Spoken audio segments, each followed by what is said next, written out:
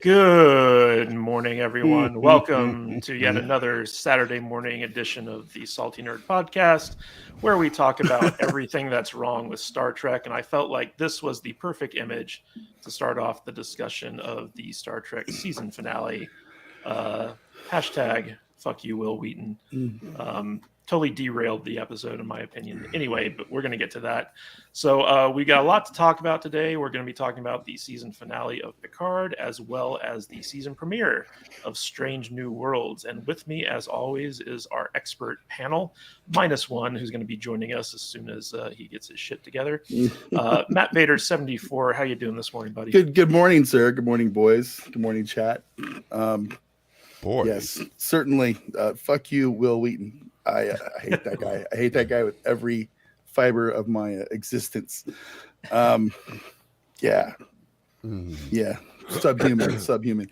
So, yeah, let's go. Let's do this. Let's go. All right. And as always, the man, the myth, the legend, Danny, the Dork Knight himself. He is joining us today from not a toy warehouse. How you doing, buddy? I'm doing better than I was yesterday, so that's all I can ask for, But oh, hey, mom's in the chat. Hey, mom. Yeah, you actually got a big charity event tonight that we're helping you out with. Yeah, no, I thank you guys. Thank you so much. You want me to plug that, I guess, real quick? Yeah, go right ahead. Okay, so the Las Vegas Cosplayers Alliance are celebrating the release of Doctor Strange at the Millennium Fandom Bar tonight at in downtown Las Vegas, and we're going to have Alex and Kadish from the Salty Nerds. They're going to come out, and it won't be live, but they're going to record. So we're going to talk to where's my thing here? We're going to I'm not. They're going to talk to me so I can talk about for like a minute. I'm just going to be like, hey, this is what Nerds Never Say Die is, and they're going to talk to the president of the charity holding the event, which is the Las Vegas Cosplayers Alliance. His name is Troy, and he'll just talk a little bit about like what they are and how he started and why.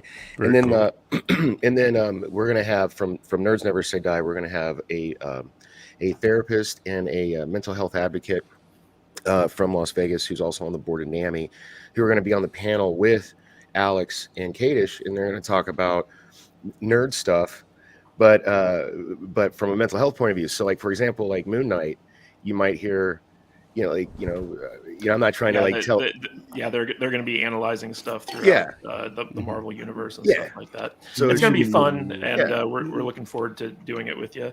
And last but certainly not least, Michael Crawford, the salty Trekker himself. How you doing this morning? Hey, how you doing? My alien dog is running around chewing up parts of like documentation for my new computer, the parts.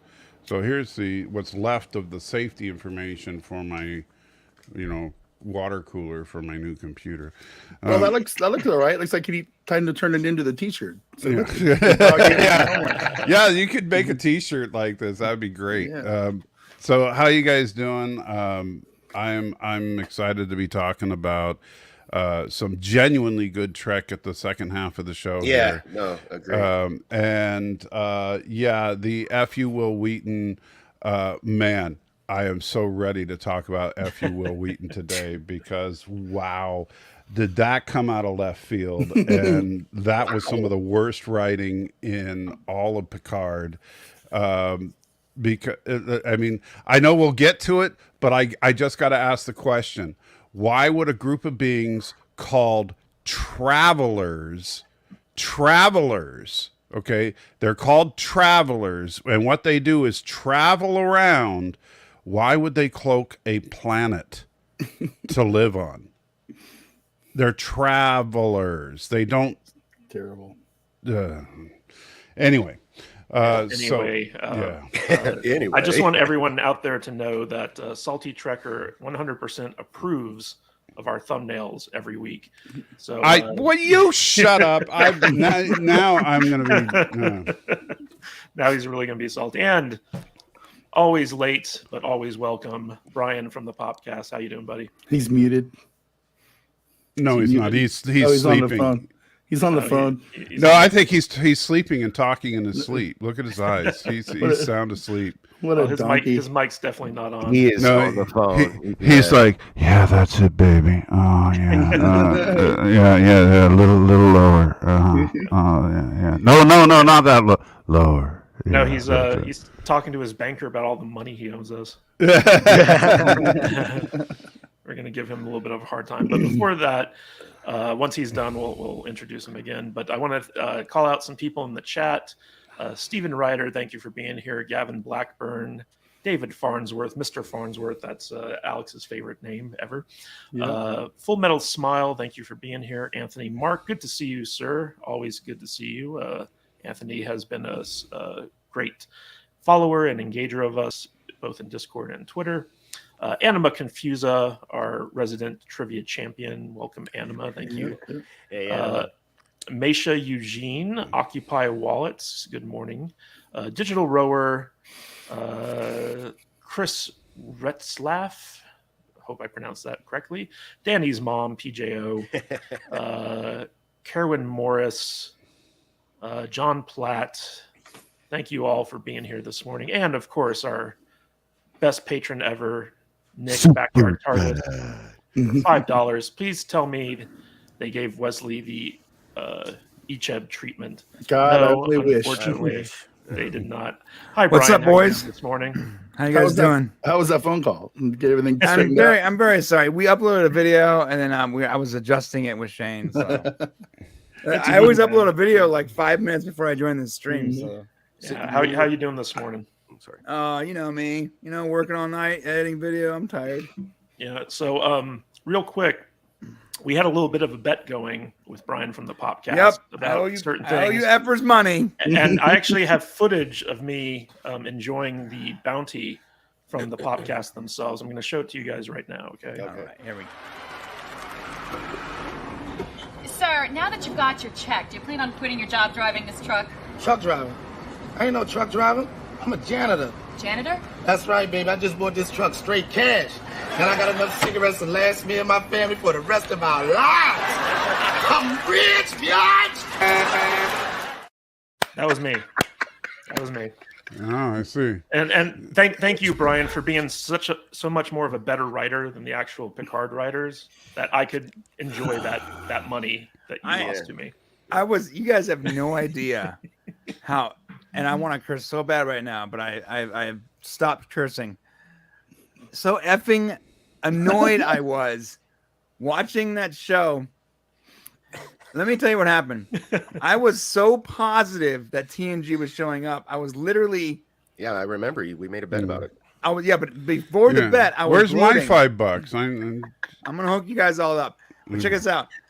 I'm listening to the soundtrack for that episode, for the finale, and at the end of the very first track that they play, at the very end, the very last 3 seconds, it goes dun dun dun dun dun dun dun. I'm like, oh, confirmation. There it is. There No, it is. that was a troll because of the Will Wheaton. I know. Wait. I understand. Let me finish. Okay, sorry. And then the last song on the track, the last song on the soundtrack, the last song they're going to play on the episode, I'm not joking, is literally the First Contact theme song. Yep.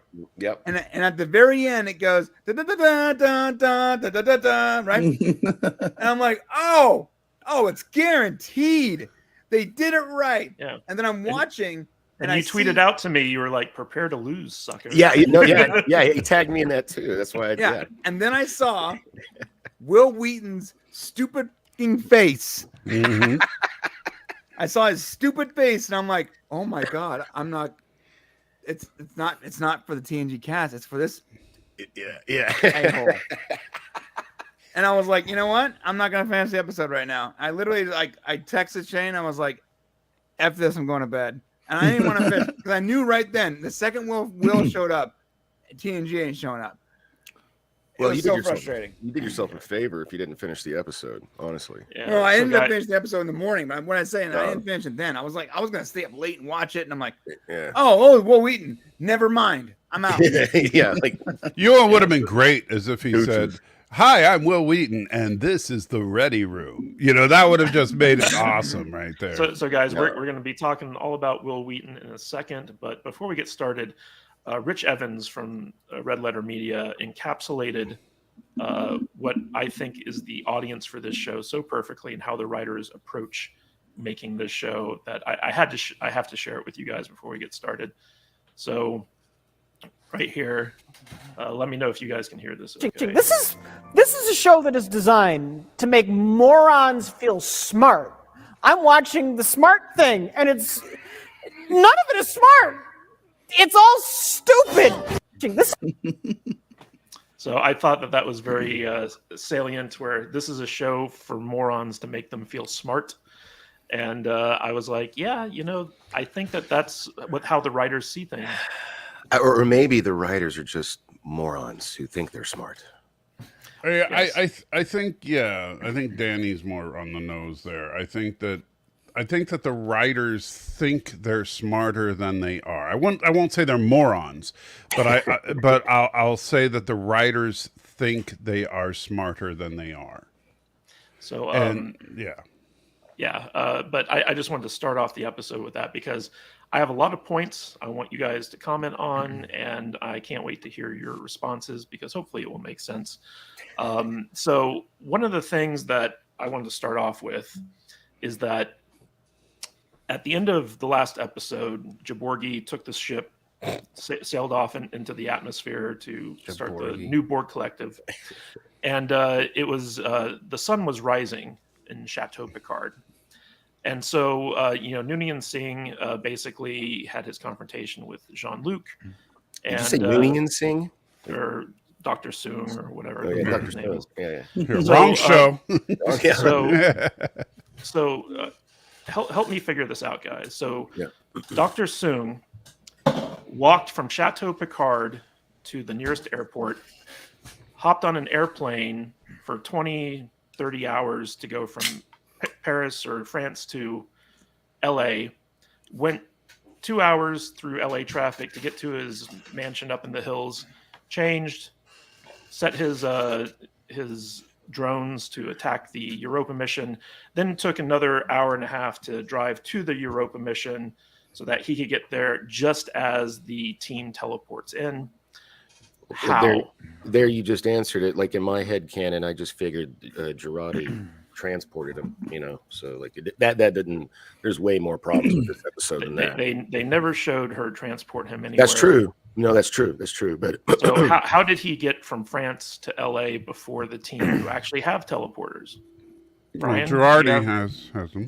yeah, I just figured, like in my head, I said again, head canon. This show's already making me do so much work. I'm just used to it. You know what I mean? So I refuse to even let that kind of stuff annoy me because it's so dumb. Yeah. I don't have that mental capacity to even think about, oh, well, he obviously hopped on a jet and went from Chateau Picard back to LA. Yeah. And that 12-hour flight or whatever it was. It's like, yeah, it's just none of it makes any sense, Matt. It's just, but this is what I love about Matt. There's so much more wrong with the show than plans. But yeah, you're right. It's dumb. It's just none of it makes any sense. Totally you're agree with correct. you. Totally agree with you, Vader. But this is why people like our show. Yeah. This is why I love Matt, because he points this kind of shit out because we're just so like, we've just given up. We're just our souls have been crushed so bad. We don't even pay attention anymore. And we got Cadis to point this stuff out for us. So thank you. I mean, obviously the transporter technology works whenever they want it to, at least with not Laris. So I mean, they could have done all kinds of things differently. So yeah, did you notice how their teleporters took them right to Noonien Singh's inner sanctum? Yeah, and right into the Europa mission. You mean Whereas, Dr. Singh? Whatever. and whereas like when they needed to go right to the La Serena, they just teleported like a football field away into the chateau. We explained that. Supposedly. Real quick, we got a super chat. Super chat. From Backyard TARDIS for $10. Thank you, sir. Will Wheaton's one good acting role was in The Big Bang Theory, where he plays a washed-up Star Trek child actor who was a bit of a jerk and a loser. He nailed that role perfectly. Agreed. Yes, he did. I 100% agree with All right, so I want to talk about Not Laris for a second here.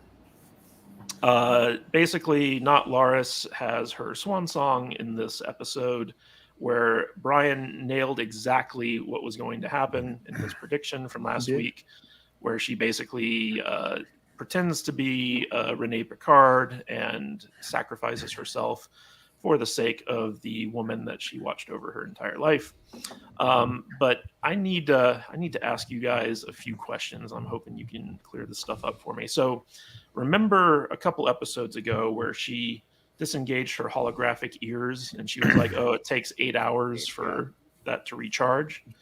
So she comes in and she has her normal ears on, right? And then she changes completely to look like Renee Picard. Wouldn't that have taken 8 hours between the first change and the next one? Yep. Which is why I said either it's going to play into the story and I literally said it's either going to play into the story in some way or they shared information for no reason and it's actually going to hurt the story. There you go. Yeah, it's just who said that? Horror Master 13 sums it up pretty much for me. Yeah. So she had to look like a human in order to get past the security, and then she had to completely change her look to look like Renee Picard. Renee Picard. Did Renee Picard ever meet Dr. Soong before this point? Well, I don't know, but I don't know. I mean, because I went back and rewatched. I don't think directly. They never met on screen. So right. well, when Not Laris, aka Not Renee, came running out, she was like, Dr. Soong, Dr. Soong. There's an alien in there trying to convince me she's from the future. Yeah. It's like, oh my God. And Dr. Soong. And he puts his hand on her face like they know each other intimately or something. Yeah. You know? So he's just trying to rub in that good old virus, but you know, that good old poison hand. Yeah. The old poison hand trick. So, did Not Laris forget about her mind control powers? No, the writers did. I feel like we brought up the mind control powers like several times, and I think that after that first episode, she just doesn't have them anymore. I have no other explanation. Well, she reversed them to get into the mind prison. What's that? She reversed her mind control powers to enter Picard's mind prison. So maybe that's the problem. Maybe. Well, if she reversed her mind control powers, that would mean other people can control her mind. I don't know. The amount of mental gymnastics I have to do to try to make this show make sense is just criminal. The writing is so bad. Like I bet Kadish could probably teach a class on what not to do based off of this season. I'm sure there's going to be an episode of bad writing. Yeah, it super annoys me also that they didn't explain why or how Q is dying in any way. We're going to get to that. We're going to get to the Q stuff. I want to focus on Not Laris for right now. So basically, remember how we had like 2 episodes devoted to them bypassing the security measures to get into the Europa party? Yeah. Like they had to do like a full Ocean's 11 style heist. Yeah, the Jonathan Frakes episode. In this episode, Not Laris and Picard literally teleport directly into the building and then just walk through security without any of the heist shenanigans that we saw at the party. This is the actual Europa mission.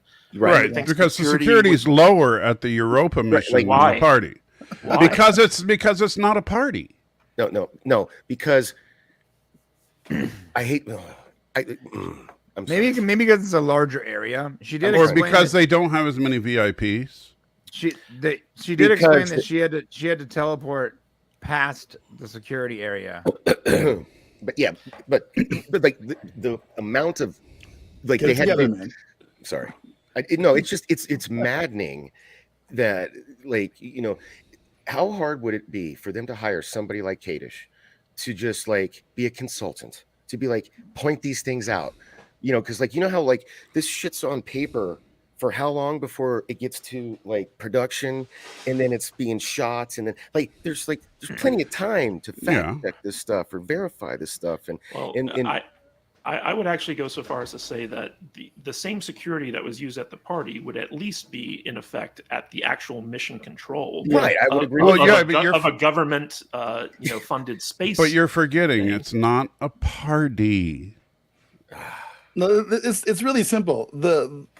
I have to go through more security when I go to work down on the strip every single day, than they had to deal with going into the Europa, whatever mission. It was really kind of funny, and just the inconsistencies that they have in this show is it was maddening. It was maddening. But the funny thing though is that and this is where there's actually a little bit of a dose of reality in this, is that it's probably true, Vader, that you go through more security going to work on the strip right now than a lot of federal employees go through dealing with classified information on a daily basis. Yeah, probably. I mean, Michael, I used to work at the Pentagon, and this was pre 9/11, and I had to go through more security than was at that Europa mission. Well, I used to deal with I was in dealt with military intelligence, and I had very little that I had to go through. I don't know. I mean, it was basically show your badge and have a nice day. Yeah. To Cadish's point, though, I mean, they've already established that there's this like insane level of security, for something as benign as a party, and this is a freaking space mission, like. I'm just saying, I'm not really all that shocked, but So the last thing I want to ask about Laris, or I should say not Laris, is her relationship to the actual Laris, because not Laris dies in this episode. Yeah. And when we were first introduced to her, she's like, I'm from the far future, blah, blah, blah. So like, is she like Picard and Laris's daughter at some point, or like, because we know that they reuse actors as ancestors in this show. I'm just curious, like, because they never explained to us what her relationship to actual Laris was, and I'm wondering if you guys have any theories on that. Brian, do you have any theories? Nope. Well, since Laris dies, well, not Laris dies. Yeah, since not Laris dies, and we don't see Picard and Laris do the finger do in this. What? Rub fingers together. Oh, okay. Pump far. Yeah. We don't see any finger nasties in this. So just say pon far, dude. It sounds way less nasty. God. Yeah, that's the idea. So I would dare say that Laris is not the descendant of Picard and not Laris. So I would say that not Laris is an ancestor of Laris, but not an ancestor of Picard. So Picard is not his own grandpa. Okay. Thank God. Yeah. But that would have been awesome if he was. I think that would be great if they made it so that Picard is that would have been weird. So I actually wrote a note about this earlier, because remember how I brought up in a previous episode of our stream that how does like data so Soong, we've seen all these different versions of Soong throughout, now in Picard, and then Enterprise and Next Gen and so on. But apparently he's had to have had some kids along the way, but they've never established that. And in this version of Soong, the only kid is this clone. I guess that we know. I mean, so I was thinking, they just don't care. I don't think they're gonna go in, because I was relating the Talon to the Data thing. They just wanted to use the same freaking actors, and right. Well, that's it. They just wanted to use the same actors. Yeah. 100%. And we've established, dude. We've established that he is a clone. He's a clone in the future too. Yeah. Here's, I think the problem is that we're forgetting one key part of the writing process for the Picard writing room, is that the first thing they do is I don't know how well you guys can see this. This is a device that they thank you, that they place this on the seats of every seat in the writers' room, and That's a screwdriver. They bro. all sit on this device, and then they turn it on, and while it's on, they start writing. Yeah. I thought you were a God-fearing Christian. How dare you? Put that I image in my just say brain. that's how they do it. I'm not advocating for this type of writing because you end up with a show like Picard. Sounds like a good time. You know? I'm just saying, maybe not good. Maybe not a good idea to do it while you're writing. Yeah, but- Yeah. Brian, So, okay. you need to lay off I'm the not sauce, advocating for such behavior. I'm simply, you weren't sounding like Brian was though. He needs to lay off the sauce. So I would point all I'm out. saying is don't kink shame the writers, bro. I would point out, Brian, that it hasn't been proven that the Soongs are clones. That's a great theory of yours. It is. Nothing in the show. First has of told all, us this. let me take credit. It was my theory, not Brian's. Yeah. Okay. Brian's trying to steal. No. Steal I'm my. not. I never said it was my theory. I said it was we established. We, as in We. I'm He did just say we. agreeing with you. Okay. See, Brian's trying to steal my information by just gave using you lawyer credit, bro. speak. You guys are insufferable. You're insufferable sometimes, all of you. All right. Real I love quick, you guys. Real quick before we Just the move way you on. So Love you, Dr. Brian. Soong, Jerk. Buddy. basically, Soong knows that in order to preserve like his future, he has to destroy the Europa mission or like keep it from happening, right? Yeah. So why wasn't his go-to thing the drones, like program them to go off, like destroy the rocket, prevent the mission from happening, and become the savior of humanity? I think there's like some like he probably wanted to use it as a last resort because that can be tied to him. Meanwhile, just ganking Renee is a lot easier and a lot more safer for him legally, I think. Guys, I hate breaking news. This just happened. This is terrible news. George Perez has passed away, comic book artist. Oh man, local. George Perez was a great one. Yeah. He just it's just been announced. I assume he's an older man though, wasn't he? But he was still pretty young. I mean, I can Google it, and I just he was a friend of the shop at Cosmic Comics. He's been there several times to do signings, and his shop's there. He had his pull box there and stuff. So I just got a text about it, so I figured I'd share that with everybody. Well, Sorry, Amanda. R.I.P. George Perez. You will be missed. So let's talk real quick about some unanswered questions from this season, and I'm hoping you guys can help me out here. So in episode 1, Jaborgi turns to Picard and says, "Look up." Now, in episode 3, we actually got to see, or 3 or 4, one of those two, we actually got to see Picard and Jurati hang out in Chateau Picard, and Picard reveals to her, "Oh, this song is what calmed me when I was a kid, blah, blah, blah." But he never, at any point in the series, tells her about his mom's look up line. So how did Jaborgi know about this in the first episode? It must have been off camera when they were hanging out, drinking wine. You got to fill it in with headcanon. So, Michael, do you have a theory? Well, I quantum. I accepted. Okay. And my unanswered question is, why didn't Jaborgi just take off her mask in episode 1? No, that wouldn't be So- a show. Yeah.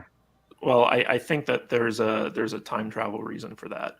Which we'll get into in a bit. I have a Go theory. ahead. So, when Picard was Locutus, Borg Queen, he was part of the collective, she would have known like all of his thoughts and memories, and so perhaps that's how she knew the look up thing. It's possible. It would have been nice if they had actually established that in the show. Again, like Vader said a minute ago, headcanon. Like, All right. headcanon. So No, the second it's quantum. quantum. So the second unanswered question I want you guys to theorize on is, why did not Laris hate Guinan so much? Did she hate Guinan? I don't remember that being in part of the show. Why would Yeah, they was that in there? Yeah, she was like, she really hated Guinan. Remember, she was like, I'm gonna scratch your eyes out or something. I was like, Yeah, calm down. like when Guinan first introduces Picard to Not Laris, she's very nervous, and Not Laris when she's mind controlling. Oh, people, yeah.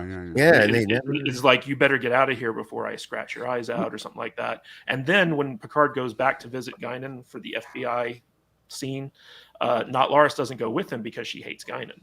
Super Chug. Okay, it's a super Thank you, sticker. RM. I can't pronounce your name. I'm trying to So. stay on point. So guys, what do you think was the animosity there between Guinan and Not Laris? I don't remember that part of the show. Maybe it was. I do now. Yeah. Maybe it was just jealousy because Guinan gets along with Picard. I have no idea.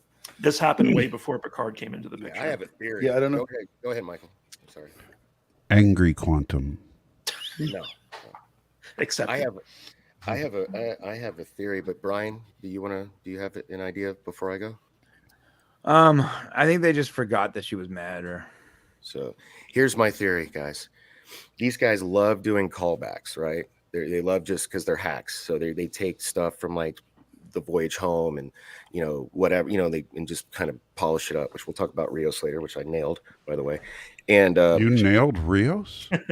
exactly. Gave it right to him. Yeah. Wow. he's So an anyway, attractive man. Did you use Yeah, this? he used your screwdriver. Yeah. He used like, your screwdriver. wow. I've been He trying. screwed him. He didn't nail him. Okay. I'm sorry. Continue, Danny. Thank you. So what I think they did is, remember when Guinan and Q first meet and she does this in 10 forward, and for 30 years we're like, what the hell was that? And then they kind of paid it off 30 years later. Yeah. I just think that's like they were just paying homage to that. We're gonna dangle this stupid little thing and we'll never pay it off, and it'll be just like that thing they did back then. That's kind of my theory with it, to be honest with you. I think they purposely did that. I don't, you know what I mean? That's I don't know. They didn't really pay off the Guinan thing either. Like, they didn't pay off Guinan, they didn't pay off Q. They kind of did. I mean, like, no, like if you like, well, I guess maybe you kind of did, buddy, because I don't think they established it in the show. I think it was your video, and I just melded it with Picard. I think that's what happened. All right, so guys, speaking of callbacks, I gotta get the experts on the panel to chime in on this. So, after Noonan's, or I should say, after Dr. Soong is taken down a peg, and all of his not backed up and protected files have been destroyed, his life's work's gone. Yeah. He opens up a drawer and he pulls out a crusty old file called Project Con, and which how many projects are named after like the first name? It would be like Project Matt or Project Michael or something like that. Yeah. But obviously, like, the writers are like, oh, everyone's gonna be like Con. And like, if you look at the file, it was like dated at 1996, which is the date of the eugenics wars and stuff like that. So what do you think this is setting up? Vader, do you have any thoughts on like the Project Con thing? I mean, obviously it's setting up that he's going to go make superhumans now, I guess, instead of clones. So it's just like you said, it's a callback. It's dumb. It's just one of those moments where they want us to go, yay, Con. And I just went, oh, God, I can't believe they did it like that. But, yeah. Hey, man, that's not nice. It's just. Not while he's talking. It was just bad. It was awful. It was just like, look, he's got a file in his lost drawer of some thing he threw away years ago that he wasn't interested in because he wanted to make clone Sojis. And it's just. Like you said, it's just a silly throwback, and now we're all supposed to put in our head canon that he goes and makes superhumans now that take over the world. So yeah. Doesn't his descendant go ham on some augments though? Yeah, that's what I was thinking. This is part of the augment program. Well, I was going to talk about that. It's the start of the augment program. This was more of a production question, actually. Dude, you need to make some kind of cool little graphic that just is like bad writing, like me, that you can just pop up, like, because like we all say it so often, and it would answer so many questions. You could just like, yeah, there you go. Guys, I have something for you. Check this out. Okay, check this out. Ready? Yeah. Tell me if you can hear this, okay? These things are ruining my childhood. They're taking everything that mattered to me and they're fisting it. Oh, look. Oh, hey, look. Oh, here, there's more. Oh, wow. for you. This is some of his best work. Yeah. Right on. I've never seen him so emotive. Yeah, right. Yeah, he's actually acting there. Anyway, So- but I took notes. I can wait my turn. I just wanted to make a production. Well, Danny, why don't you tell us what you think about Project Con? Oh, well, I thought it was just them being lazy and tying it into the Soong character from Enterprise because he was that Soong character was first introduced in the episode called The Augments, where they introduce Augments. exactly. Thank you. I was trying to I couldn't think of a different word. So that's all I thought it was. I mean, Yeah. I just thought it was cheap. It was cringy. You know what I mean? When I saw it, it was cringy. I was like, really? Like, You know what's on, interesting man. too, though? Like- Like, what a difference in writing. So, like, Enterprise, the show Enterprise wanted to, also, use member berries and callbacks and all that to like enhance their show. Mhm. And so they brought back the Augments because Khan is one of the best villains in Star Trek. Yeah. Makes sense. But they did something interesting with him. They didn't just bring him back to get views because of Khan, because of name dropping. They actually enhanced the lore of Star Trek and used the Augments to explain the decade-old question about why the Klingons look different. Right. Yeah. No, which I was actually Super really, clever. Yeah, you know? I really So appreciated that they did that. Yeah. You have your cake and eat it too. Yes. Yeah. You get to bring up Khan's name You and the get to see Augments. Archer go through the transformation where he's getting the thing on head and back and like, remember But that? then you also enhance the lore. Like you actually somehow make 2 other series better because of those 2 episodes. Right. Yeah. So guys, and Michael, maybe you can chime in on this. I was under the impression that the eugenics wars happened before this. At this point, Khan and his team are off in the space seed. And so That would be one of correct. my theories is that at the end of this season, Jaborgi comes back and she talks about an existential threat. And, something that's like on the horizon that the Federation is not prepared for. And I'm wondering if they're going to tie it in where basically you have the genetic perfection of the Khan people mixed with Data and the androids. So like there's synth Khans, a whole race of them that are coming. Superborg. Superborg. They're basically coming to like pull a Dalek and wipe out all the inferior races. And it all starts with this scene from Dr. Soong. What do you think of that? No, I don't think we're going to see anything quite that clever. Okay. I don't think we're going to get anything quite that clever. I think what we're going to get, honestly, is the tentacle androids from the future. is the existential threat. It'd be nice if they tied that in somehow. Yeah, I think, and so I think that's, which would actually make more sense. And I mean but the Project Con, as far as I don't know. Do we have a still shot of the folder from? I can Project? find it. It's on Twitter. I said it was circulating on Twitter. I mean, I don't remember it very well, but now Project Con, someone mentioned that it said 1996 on the folder, correct? Yeah. Yes. Well, that's because the eugenics wars Right. ended in 1996. So right. So it doesn't change the canonical date of the eugenics wars. It's not suggesting that Khan. When we talk about Strange New Worlds, and not to interrupt, I'm sorry, but like Pike, even at the end of that episode, which I know we'll talk to, he even brings up the eugenics wars, which World War III. And he brings it out of order, almost like, okay, did what they do with Soong in the past, add another. The eugenics wars led to World War III. Right. Yeah. So right. Because it's weird the way he said. Shane told me, he's like, oh no, he just said it out of order. I'm like, I don't know. It sounded like different because World War III was supposed to happen in 2026. But yeah, right? The way he said everything, he made it sound like World War III was a little delayed and eugenics war came before. I don't know. Like Do we Civil have War came in 2026 and then eugenics wars and then World War III. I love how without order. We need somebody to put up one of their fancy time graphs that has all this stuff. Yeah, I love what nerds we are. How we're arguing over their fake. So- But no, well, I just, but yeah, but anyway, if they're not changing canonically when the Eugenics Wars was, which by the way, if this is a reboot of Trek, I'm perfectly fine with them moving the Eugenics Wars, which we've all said, but to later. And hopefully, Yeah, and in fact, they should move the Eugenics Wars in World War III to some nebulous date, like the 2070s or the 2080s, so that it can be in the future again.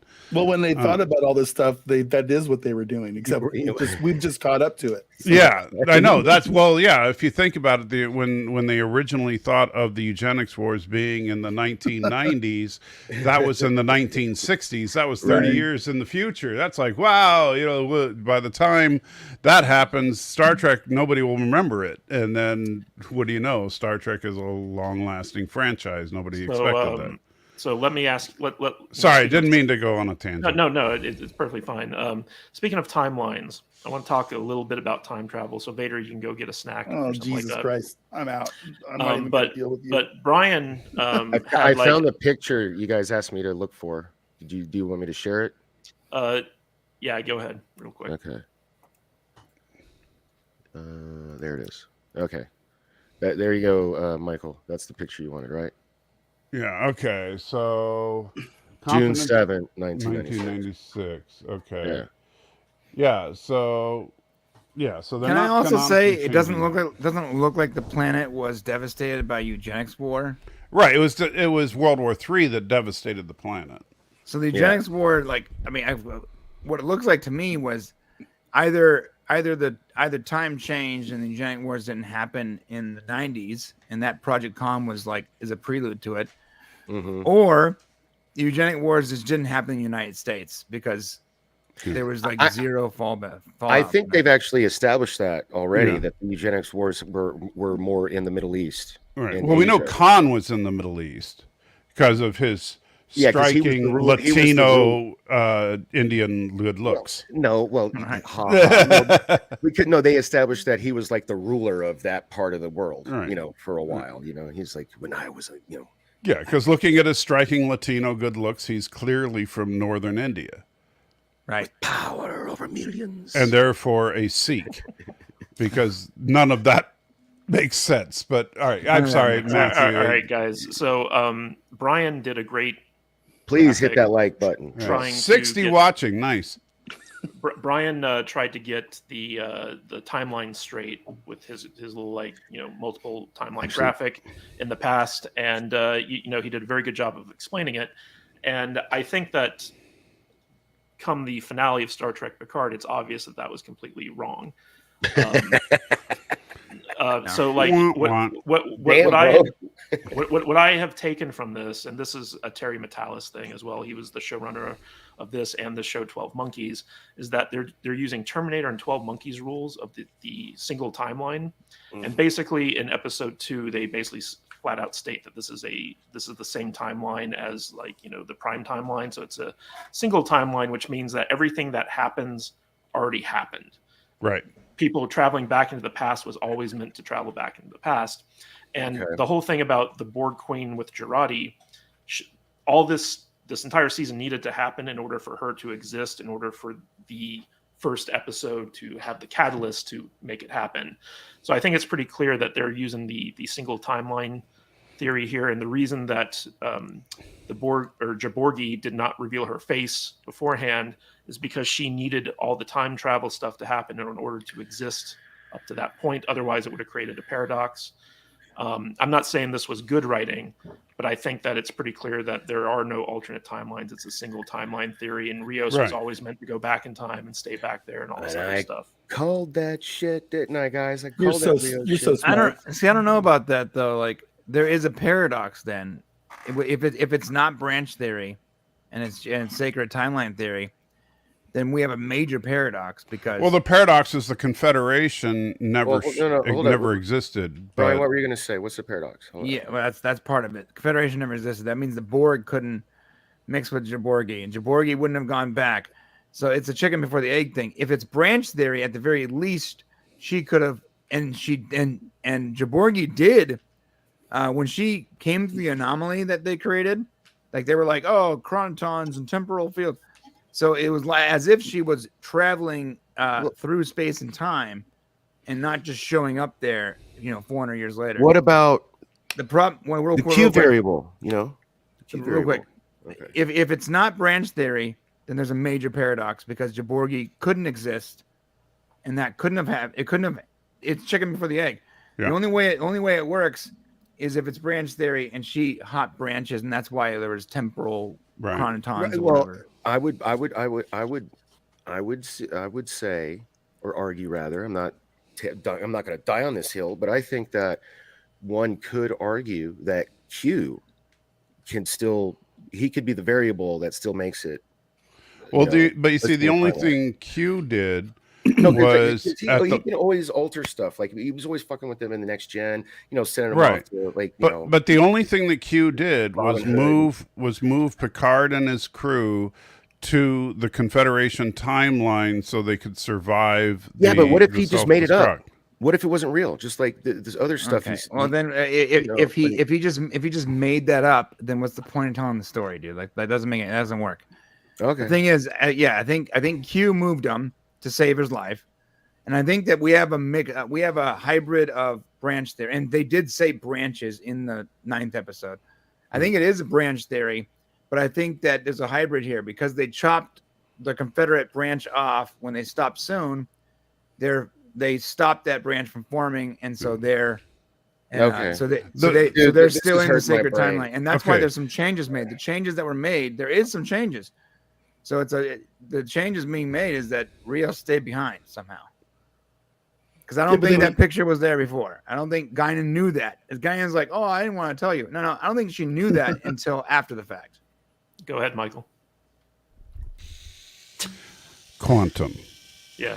So it's just a mess. That's the problem. Is that Star Trek has always played fast and loose with time travel stuff, and with this, it's unfortunately, even though the guy that's doing this show has done good time travel work before, this is not it. This is unfortunately, they're trying to do one timeline time travel and branching theory time travel in the same story, and when you do that, you get this convoluted mess where Brian wants to make, I get the way Brian thinks because I kind of think the same way. That's why he and I have been agreeing so much throughout our discussions. But the problem is that this is impossible to rationalize because they're doing it both ways. Right. Yeah, you can't do it. It's already convoluted as is. The second you do it both ways, then it becomes so convoluted that you can't even unwind it. Right. I think that's wrong. Yeah. And the thing is, I think that Terry Matalas, this is what I honestly believe, that he was like, okay, so my idea for the end of the last 2 seasons of Picard is this. I'm going to go work on season 3. This is my outline for season 2. I need you to start here and end here so I can do my thing, figure it out. And I think he threw the ball to Akiva Goldsman and said, just make sure that you end up here. Give me that alley-oop. And the problem is, and I'm using a basketball reference, he did the alley-oop, but on the way to the alley-oop, he stumbled and fell, and he traveled a little bit, and he went out of lines. He did get to the basket, so Akiva, he technically did what he was asked to do, but the season was a mess. And I don't think Terry Matalas, and he admitted he didn't have much to do with season 2. I think that he had the idea for season 2 and 3. And he just needed Akiva to get him there. You were so excited when season 2 started that Terry Matalas was involved with this, and it's just because he's a genius. I know, but man, it just turned into a mess, though. It's just like I know they had no time travel rules in the writing room. It's like, let's just throw some shit against the wall, guys, and see what happens. So us nerds out there can. They hired Amy Hurd to throw the crap against the wall. Yeah, so we can all drive each other crazy about time travel rules that don't make any sense, no matter how hard you try to talk about it and make it make sense. It's awful. It's just yeah.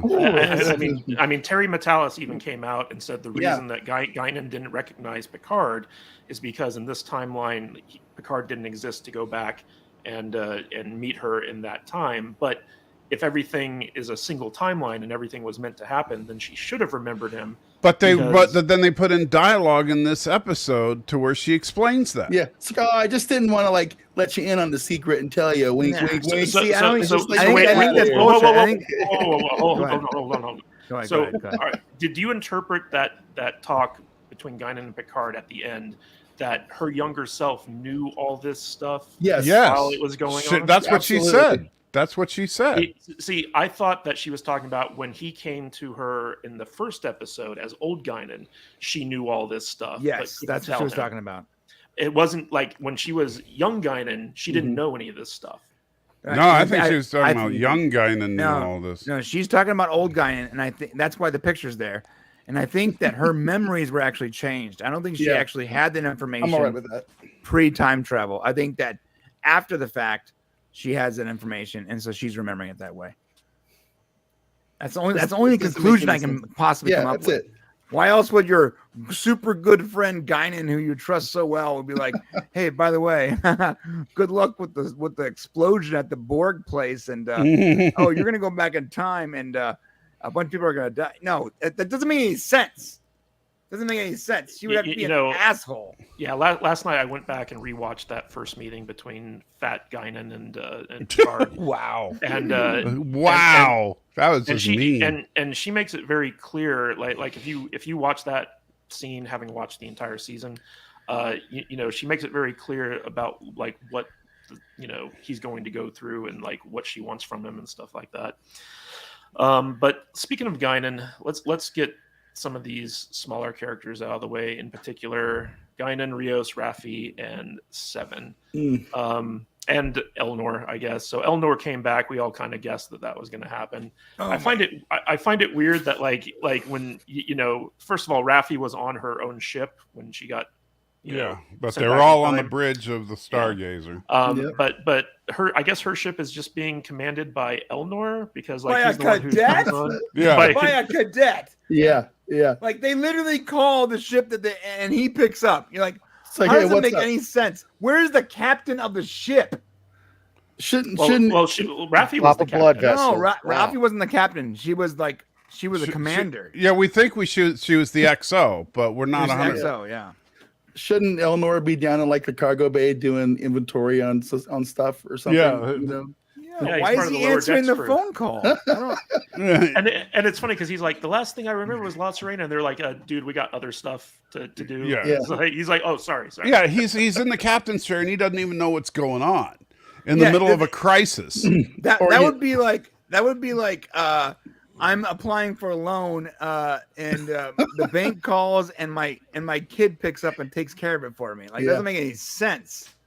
None of that makes sense. And I was like, they wanted to make sure that they wanted to make sure that Raffi saw him, right? They wanted that closure. But you could have just had a captain answer and Raffi be in the background, dude. Yeah. Like, yeah. Oh, I'm not a writer, by the way. I'm not. Yeah. But I immediately go like, oh, I can fix that. I can fix that right away. Yeah, I can get you what you need and make it make sense. I liked it in the scene in the end where they all reappeared on the Stargazer bridge, and one of the Stargazer crewmen asked where this mythical Captain Rios person was in the swapped out timeline. It's like, hey, where'd the captain go? It's like, no, he was never your captain, dude. It's so weird. And also like the black, He was never your captain, bro. the bridge crew all knew Girardi because she was the head science officer. Yeah. And like I'd be like, wait, wasn't she just there? How is she the Borg queen? What's going on? There's a couple of problems here because A couple? It shouldn't real quick. Shouldn't Girardi have been on the bridge staring at her old self? right It's because there were two Girardis there before. There there were two Girardis there in the first scene because there was the Borg Queen with the mask on, and Girardi was there. So there were two Girardis there before. Yeah. So the only people that came back to the Stargazer was whoever Q snapped back. But Which here's was also unsatisfying because we invented the stupid snap. Right. And There there's was no snap. We're going to talk about Q. We're going to talk. and there's no reason whatsoever that that Rios and Girardi wouldn't have come back anyway, because even though Rios decided to stay in the past and Girardi was now the Borg Queen, guess what? They came back before they left, which means Rios and Elnor and Girardi all would still be there in their previous forms. Bingo. And so there is no reason that they would be gone because they hadn't left yet. Yep. And so there would be a time travel duplicate of them. Yep. And so we could continue on with Rios, and he could still be in the past and in the future. And wow, what do you know? Magic reset button waiting to happen, Voyager style. Oh, So- that Q, he's so funny the way he does things with this. And yet they make it out like Q did something special because Elnor's back. It's Yeah. called time travel. Well, Yeah. Elnor came back because he left Rios in the past, and he had just enough power left over. That- that's such to make that BS. happen. Well, that's what they did. Hold on, You hold heard on. me sigh. Hold on, Vader. Yeah, I get it. I'm with you. It's nonsense. It's absolute nonsense. Yeah, and by the way, I also called the whole like Q's gonna like use the last of his power and die. Yeah, did. that's, Yeah, that's, that's nonsense. Yeah. Let's move on to Q, Matthew. We got another show to talk about. Hold on. So Seven got a field promotion to captain. Oh my god. Yeah. Oh, Jesus criminy. Now, if the Federation Council says that she can't be in Starfleet, I'm sorry, but Picard can't just say, well, I'm going to override the Federation Council and if make Janeway Field goes to Cat commission. 4 and she Yeah. can't, you know, I'm sorry, but that ain't sticking. I have so many questions. Like Janeway had to go and threaten to resign. Couldn't you just give her a field commission then, Janeway? Yeah, that's all he had to Admiral do. You know? Yep. My brother was like, well, you gotta be in war to have a field commission. I'm like, okay, I You have guess to be Yeah. in battle. You have to be in battle. Like I there's said, been the- no battles between now and then. I guess. I don't know. like I said, the amount of mental gymnastics you have to do Right. It's for too this much. show is, it's insane. It's Well, like- speaking of Seven, we actually got our first lesbian kiss Ooh. between Seven and Raffi. Yeah, and So boy, edgy. it looks so convincing. It's Neither actresses looked like they were very into They weren't into it Yeah. at all, You know, bro. yeah. I'm not Jerry gonna- Ryan. Jerry Ryan Ryan looked like she was kissing her sister. Jerry Ryan Yeah. looked like she was grossed out the whole time. She's like, oh, Yeah. I don't know. Look, I'm not. I don't want to be that guy, but I am, so I will. I was really, it should have been a lot hotter than it was, but it was weird. It was awkward. It was awkward for me. I felt uncomfortable watching it Yeah, for some It reason. didn't make any sense. Yeah. It honestly looked like it was Brian kissing Shane. It was, I agree. yeah. Watching Perfect it, analogy. felt like me kissing Shane. But guys, Yeah. they're the main event. They're the ones that Yeah. everyone wants to know about. I need to break in. I need to Yes, break go- in. I want to just thank the chat and everybody for being here. For the first time ever on our channel, we've broken 100 people in the, Oh, in the awesome. live chat. So that's kind of cool and special to us. So thank you everybody Right for on. tuning in and hanging out today. I just wanted to Thanks. get that in there really quick. And I Go also ahead, Matthew. want to thank Brian and myself for making Saturday the most popular Oh, yes. of the Salty You Nerds. guys are a big part of that. Yes. Thank you. and talking about Raffi and Seven getting it on Yeah. as Yeah. well. 90% of the time, I'm not even talking, and then you guys bring something up, and I go, "Oh yeah, what?" That's all I do. And the entire time. normally when hot chicks make out, I kind of feel a little funny down there, but this didn't do anything for me at all. It was just like, ew, that's not right. Let's move on. Yeah, like their entire relationship just seems so fake and forced and, Yeah. and not genuine at all. They weren't Um, breaking any new grounds. They've done all that crap on Discovery already. It's just like, move on. This is Everybody on Discovery is gay. Literally everybody. every Literally single, everybody. every single character except for Michael Burnham. Their only job on that show is to be gay. So it's just like, It's okay, great, cool. I remember watching the last couple episodes of the last season, and like they made a point. Yeah, Two JT bucks, Gunter what's for $2, 100 viewers. Thank you, sir. They made a Continue. point of pointing out, like they kept making a point of pointing out that people were gay. Yeah. Like the second they talked about any kind of relationship, they're like, they would make sure that that the audience knew that it was a same sex relationship every Yeah. single time, Every single even time. post mortem. Like, Yes, him and his partner, like that wasn't totally unnecessary. Right.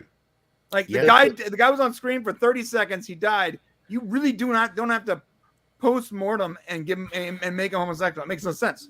No, that's It was- just them pushing an agenda. Like we've talked It's about it's, this. it's ad just nauseam. not edgy or anything in 2022, guys. It's It's just not, bro. No one cares it's- anymore. Nobody cares. That is a funny ass comment. Who said that? USS Fabulous. I'm like, Yeah. Anyway, Let's move on. So real quick, there was a part in this episode that really made me question my love of Star Trek, and that was where Picard basically raises a toast and talks about how much of a family he is with these people that he spent 2 seasons with, and I felt so betrayed by that I moment. did too. Same. Like it was so unearned. And the first contact TNG music was playing, Matt. Okay, Yeah, I hold know, on, right? Brian. Gimpy, thank you, sir, for $5. Much like actual assault, this show causes middle-aged men to have high blood pressure. Thanks, fellas, and 100%. Thank you, Gimpy Gaming. That was good. Thank you for being here. this show is not good for my blood pressure. No. The worst part about that, Matt, is I Yeah. felt betrayed, and even doubly so because the TNG first contact theme music was playing over that toast, man. Yeah, and you know Trolled. why Trolled. you were? Yeah, yes, but he was Insult especially to upset. injury. Yeah, but you were. Come on, Brian, be honest. You were especially upset because you're like, damn it, now I got to shell out money to all those salty nerds. Guys. Yeah. Honestly, it's less about the money and more about the fact that the way It's it about the should have money. ended. Yeah. I mean, No, dude, I listen, know, man. I know, man. look, I don't care. Let's say it all ends the same exact way. Talk about a missed opportunity not Totally. bringing the TNG cast back as a cameo for this season to excite everyone, somehow excite everyone for season 3. What? Now, I'll tell you, because this is where I think you're right, Brian, is what could have happened is we have Picard lift the toast about family and how great they are. It's all about family. He could, he was talking about how great they were as a family, and they play the TNG music just like they did. And then the turbolift door opens, and you have the entire TNG cast come busting in the turbolift, and Riker's like, "What the hell are you talking about? We're your frickin' family." And then you have, and then he's like, "Get him!" And then you have Dr. Crusher and Troy grab Picard by the arms and hold him down, and Riker and Worf just start beating the crap out of him. And then you have Geordi say, "Yeah, you know what it's like to be blind? You're about to." And he starts gouging his eyes out, and that's the end of the episode. That's real really quick, excessive. However, you could have now that we're done literally had them rewriting walk it. in the door. Yeah, now that we're done rewriting. Okay, you could do it that way too. Real quick before we move on, I just want to touch on Rios, who I'd like my way though. raised the adopted son who basically saves the planet, and we discover that basically the way that Dr. Soon came into the Confederation timeline was that because Rene Picard did not bring back the alien entity that could heal the oceans and the skies, they were forced to use Dr. Soon's technology to preserve the ecosystem, and thus gave him the power to kind of like put humans first. But it was the lowly immigrant child who grew up under Rios's tutelage to save the entire planet after World War III. I was kind of confused on the timeline. in the middle of World War III, bro. World War III happens in 2 years. And Yep. the kid's what, 9? 9. So in 10. 2 years, he's maybe 11 or 12. World War III continues on for 30 years. When is he fixing the ocean? I don't get it. Yeah, Rios When he's is 50? I don't. And So how does history not record that? Guys, Yeah. listen, we've already established that they don't give a crap about established timelines and canon. So yeah. why So are wait, we Rios. pulling our hair out about it? It's who cares? Then It's a why would they terrible show. in World War III then? They even mention it in Strange New Worlds. They show it in Strange New Worlds. They show half the planet being destroyed. Yeah. Why would Picard mention World War III if they're going to ignore it in this canon? It just doesn't make any sense. It's not even that they're ignoring canon. They're ignoring their own writing from last episode, bro. So does this mean that Rios basically is staying behind with this chick and you know, little Hispanic boy only to die? He dies in a bar fight. But how do they even survive? How are they going to die? Was their bar going to look like Zephyrin Cochrane's bar in the middle of Montana? It wasn't a bar. He died protecting medical supplies from scavengers. Yeah, whatever. So, he died with a cigar in his mouth. So he died with a cigar in his mouth and whatever. Yeah, but I don't understand how did he even live to that point? There are nuclear bombs going off all over the planet, dude. For like 27 years. I don't. Yeah, how does it only kill a third of the population? That's what I want to know. Like the nuclear bombs probably all went off at the very end of World War III. That's what ended World War III. There was probably a lot of buildup up to the nuclear bombs going off. You know, I'm sure like people like invaded Ukraine first, and then they tried to like get the old Soviet bloc back, and then they got some other stuff thrown in there. You know, so who knows? And China created a virus, and wait, you guys are trying to make too much sense out of something that can't be made sense of. So whatever, who gives a shit? You should if you're gonna die. You can't care. You can't care about this stuff anymore because the show doesn't make any sense. So why should we give a crap about why we're here? Trying to make sense? Purpose. Because we're here for this. We're literally here for the purpose. And speaking of purpose, let's talk about the thing that I'm sure everyone in chat has been waiting for us to talk about, which is Will Wheaton. So in this episode, basically, Will Wheaton shows up and answers a couple questions that Star Trek fans have had for a very long time and raised a couple more. But was I the only one who thought, so number one, his acting has gotten worse with age. He was acting like he does on the Ready Room, which is very kind of like inauthentic. And he gave off a real like weird sex predator vibe when he was talking to Not Soji, didn't he? Well, he is a traveler now, and that's kind of what they do. Well, so on the same note, he's just being himself. If you're Not Soji and you get a note on your tablet saying, meet me at this location, and you're running from your crazy mad scientist padre, you don't go there. I mean, that just first nitpicking thing aside, if I got a message on if I'm running from my like crazy mad scientist dad who killed my first 25 sisters, I would assume the anonymous person telling me to go to a location is probably that guy. Like, right. You know, the funny thing is, though, it's that, you know, and not to mention the fact that, you know, in universe, this guy basically is from the interstellar version of Nambla. If you look at, you know, and he's just like, hey, how you doing? You know, what's great is when I was a teenager, this old guy came up and just started rubbing my shoulders and telling the captain of the ship how special I was and that I should be nurtured. I want to take him on a special vacation. So I want to ask you, Brian and Michael, because you're the two Trek experts on the panel. I was under the impression that chopped liver.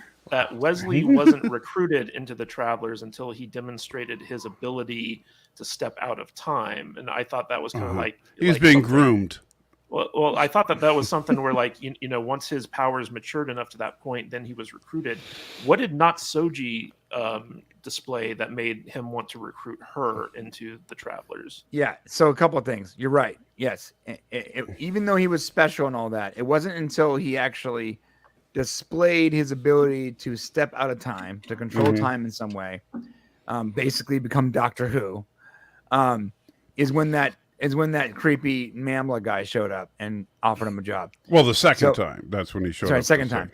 Yeah, Not Soji did nothing, but see, I can fix this. I can fix this problem. I can introduce Crusher as a character and also fix the problem without damaging 60 years of canon. Ready? Don't offer for the chick to be a traveler. Number one, say, hey, you're out of time. I clean up time. I've been cleaning up after Picard this whole time. It would make Crusher look better as like cleaning up after his captain, doing his job. Let me take you, and you can join the Travelers. I'm sorry, the Supervisors or whatever. Which is exactly what. I hate the fact that that the Travelers are part of the Supervisor thing. It doesn't make any sense. But if that's the canon you're going with, don't offer her to be a Traveler. Offer her to be an agent, like Seven or Not Laris. Well, Not Laris just recently died, so you'd think that she'd be they'd be recruiting a new one. They got an opening. Is over. But on that same note, Random menace for £2 or €2, I should say. Wheaton used salty screwdriver in his scene. Yes, he did.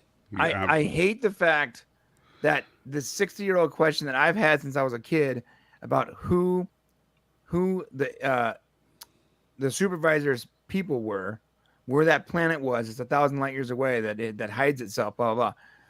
That question was answered by freaking Wesley Crusher. That is so frustrating to me. Frustrating. That's beyond frustrating. Right, and it also makes no sense. It doesn't make any sense. It doesn't even follow canon because the original Traveler said that he never interacted with the Federation. That he has to they were boring. get on, right, because they're boring, and he has to charter ships and back and forth. The original Traveler had zero connection at all to Gary 7 at all. There was not even a hint of that possibility. I don't think there's a single person on the internet that's ever theorized that the Traveler was connected to Gary 7. No, take a deep breath. Super chat. David Yerger for $2. He asks, "Why was Icheb allowed in Starfleet and not 7 of 9?" Oh, jeez. Oh, God. Bad writing, inconsistencies, like stupidity, Because Icheb would be easier to extract his eyeball. So I wanted to ask you guys this question: what if Wesley had approached the FBI guy instead of not Soji? Oh, the FBI guy that they just kind of like wrote off the story after who disappeared after his one episode. Not Mulder? Yeah. Not Mulder. Yeah, that would have been great. Offer him the job. It would have been. Yeah, I'm with you. That would have fixed a lot of stuff, right? He would have made more sense. He would have made more sense. But you know why I think they did it this way? I think they did it this way so they could bring Not Soji back for season 3. I have a theory. I have a theory of why they did it this way. It's because Will Wheaton's behind the scene at his stupid little talk show every week, back there getting in the ear of all the producers and writers of the show. He's all back there. He's going, "I want to be on the show. Can you put me on the show? Please put me on the show. Hey, all my friends are on the show. How come I can't go on the show? Please, please. I really get tired of interviewing all my old friends who are on the show, but nobody Who am I really supposed to likes me." identify with in this movie? So here's the thing. Hey, brutal. It's brutal. Let's be thankful that this is all they gave us, because they could have given them to us all of season 3 like the rest of the cast. Yeah, but they didn't. So we don't know. We don't know. No, we do know, because everybody was roasting him because he wasn't announced as being. Yeah, and you know what? Random menace for €2. He is now only Cheb. He lost the eye. That's right. No, we don't know, Danny. For all we know, Wesley is going to be the main character of season 3. So okay, well, I actually think that they set up a soft spinoff from this, where it's going to be Wesley, doing like the whole Traveler consortium thing, protecting time. Yeah, I think that's what Wesley. They set up here. Yeah, Wesley Crusher, master of time. That I'm not watching that. As he travels from planet to planet, grooming all his little Can't believe like Crusher's Star a Trek Time Lord, version of dude. Doctor Who. Like no, Exactly, he's a Time Lord. It's going to be not Soji's series. Like that actress is going to be the lead, and Wesley's going to be the boss, telling her to go on missions. Dude, to we're save calling the it here. timeline. I could totally see this happening. It'd be like Star Trek's version of Doctor Who with this chick. Oh my God, this is terrible. So she said she's not returning to Picard, but I'm saying she's getting her own series. Yeah. So, yeah. No, People are going to blame us for this now. Come on. Masters. we put it out there in the universe. Star Trek Time Masters. No. All right. So God. All right. Hey, hold on, really quick.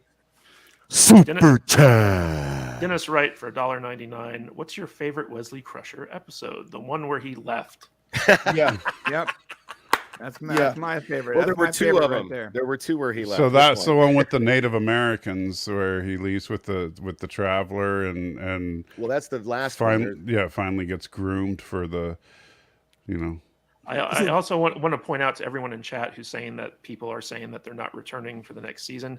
Actors lie about this stuff And lie in order to sometimes. protect surprises. Yeah. So don't be surprised if these people saying they're not coming back actually come back. Right. True. Yeah, is I'll it just say even that. like that's not like is it even a surprise though? It's like, oh no. All right, guys. So let's talk about Q for a minute here. So they never told us what he was dying of. But one of the interesting things about this, and this is the point of the whole season, which is basically the whole point of Star Trek Picard season 2 was for Q to help Picard get laid. That's what this all amounted to. But he never did. Where What Q the was heck does? Picard's wingman, and he helped him get to the point where he was like, "Yeah, let's bang Laris," and that was the end of the season. What do you guys think of that? He's got his fully functional synthetic body now, you know, and it's just Programmed in And- multiple techniques. yeah. So, yeah, dude, Q. Oof. We're all just sitting here going, whew. Yeah, the He was collective the sigh. ultimate I mean, wingman. that's all we can do is like, whew. I'm gonna modify It's brutal. space and time so you can Yeah. get laid, bro. I Yeah, will exactly. say to explain one of my tweets, which I'm surprised none of you roasted me for already. My favorite scene in this episode was with Q, and I'd be lying if and I was also extremely emotional when I was watching. I have other things in my life going on, but I'd be lying if I said it didn't make me tear up.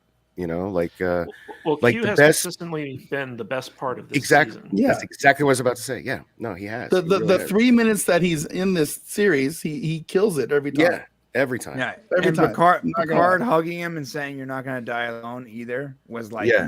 Yeah. it was super emotional. Oh, no, It Q- was, man. Yeah. Q is great. His final farewell with Picard was very emotional, very touching. Yeah. And you know, it was the most genuine thing. And Picard actually breaking down and hugging him was, you know, that was something because That's what got me, dude. Yeah. Because Picard had always seen Q as an annoyance at Yes. best. And like, You what know. are they? Not a pixie, but like the pet. What do they call those things that the little An imp or a, imp? Yeah, like an imp. Yeah, thank Yeah. you. Yeah. or a gremlin or something Yeah, like yeah. that. Yeah. Q was always something that would cause trouble. Yeah. And yet when Q said, "I love you," Picard saw the genuineness in what he was saying. I And just so- don't know. And so No, I that was a really good moment. I Yeah, actually, man, I'm actually fucking tearing up now. Oh, Sorry. hey, here's a thought. Let the two amazing actors act, and hey, Yeah. there you go. Right. You get what you get. Yeah. I just So, want uh, I just want to cut out all of the scenes with John Delancey and do a super cut of it's probably going to be like 8 minutes. All right. And 8 minutes that's, long. That And wouldn't that's be that all I'll long. watch. And that's all I'll watch. You know. Well, it was the best. You know, that's the problem. What I was saying before about the series is they had, I would say, after watching the entire run of the series, they probably had about 3.5 hours of really good content in a 10-hour series. I think you're No, being generous. it wasn't that much. Yeah, it wasn't that much, dude. It's about 30 minutes. Well, that's Yeah. where I think we have differences of opinion. I think Yeah. Brian and I think they had more good content Yeah, than there the was three of there's you. at least, But there's at least 3 hours of good content there. So No I want way. to point out that one of the interesting things about this revelation is that Q did all this because he knows he's dying and he wanted to help one of his favorite pets Yeah. kind of move Yeah. past and be happy, so that after he's gone, he knows that Picard's taken care of. And I agree with you guys that this was the best scene probably of the series. Mhm. And I feel like one of the great things about this episode was that Q basically said like, hey, not everything has to be about a universe-ending crisis. I just wanted to do this because I like you. And then that was immediately undercut when he goes back to the present and there's a universe-ending crisis that he needs to address. And it was just like, wow, how tone deaf is this Right. right now?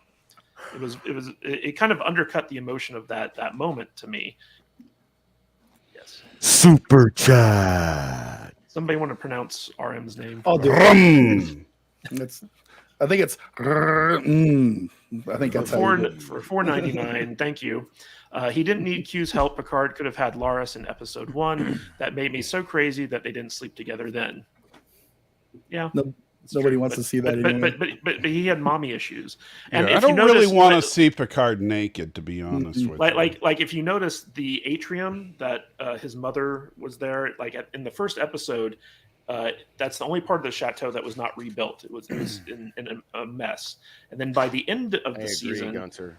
Laris had fixed up that thing, and it was whole once again. And that was basically the metaphor for Picard, where he starts off broken and ends up fixed. And now he can love. Now he can let people in and stuff like that. Credits have the broken glass and all that crap. It's like I'm so happy he dealt with his mommy issues.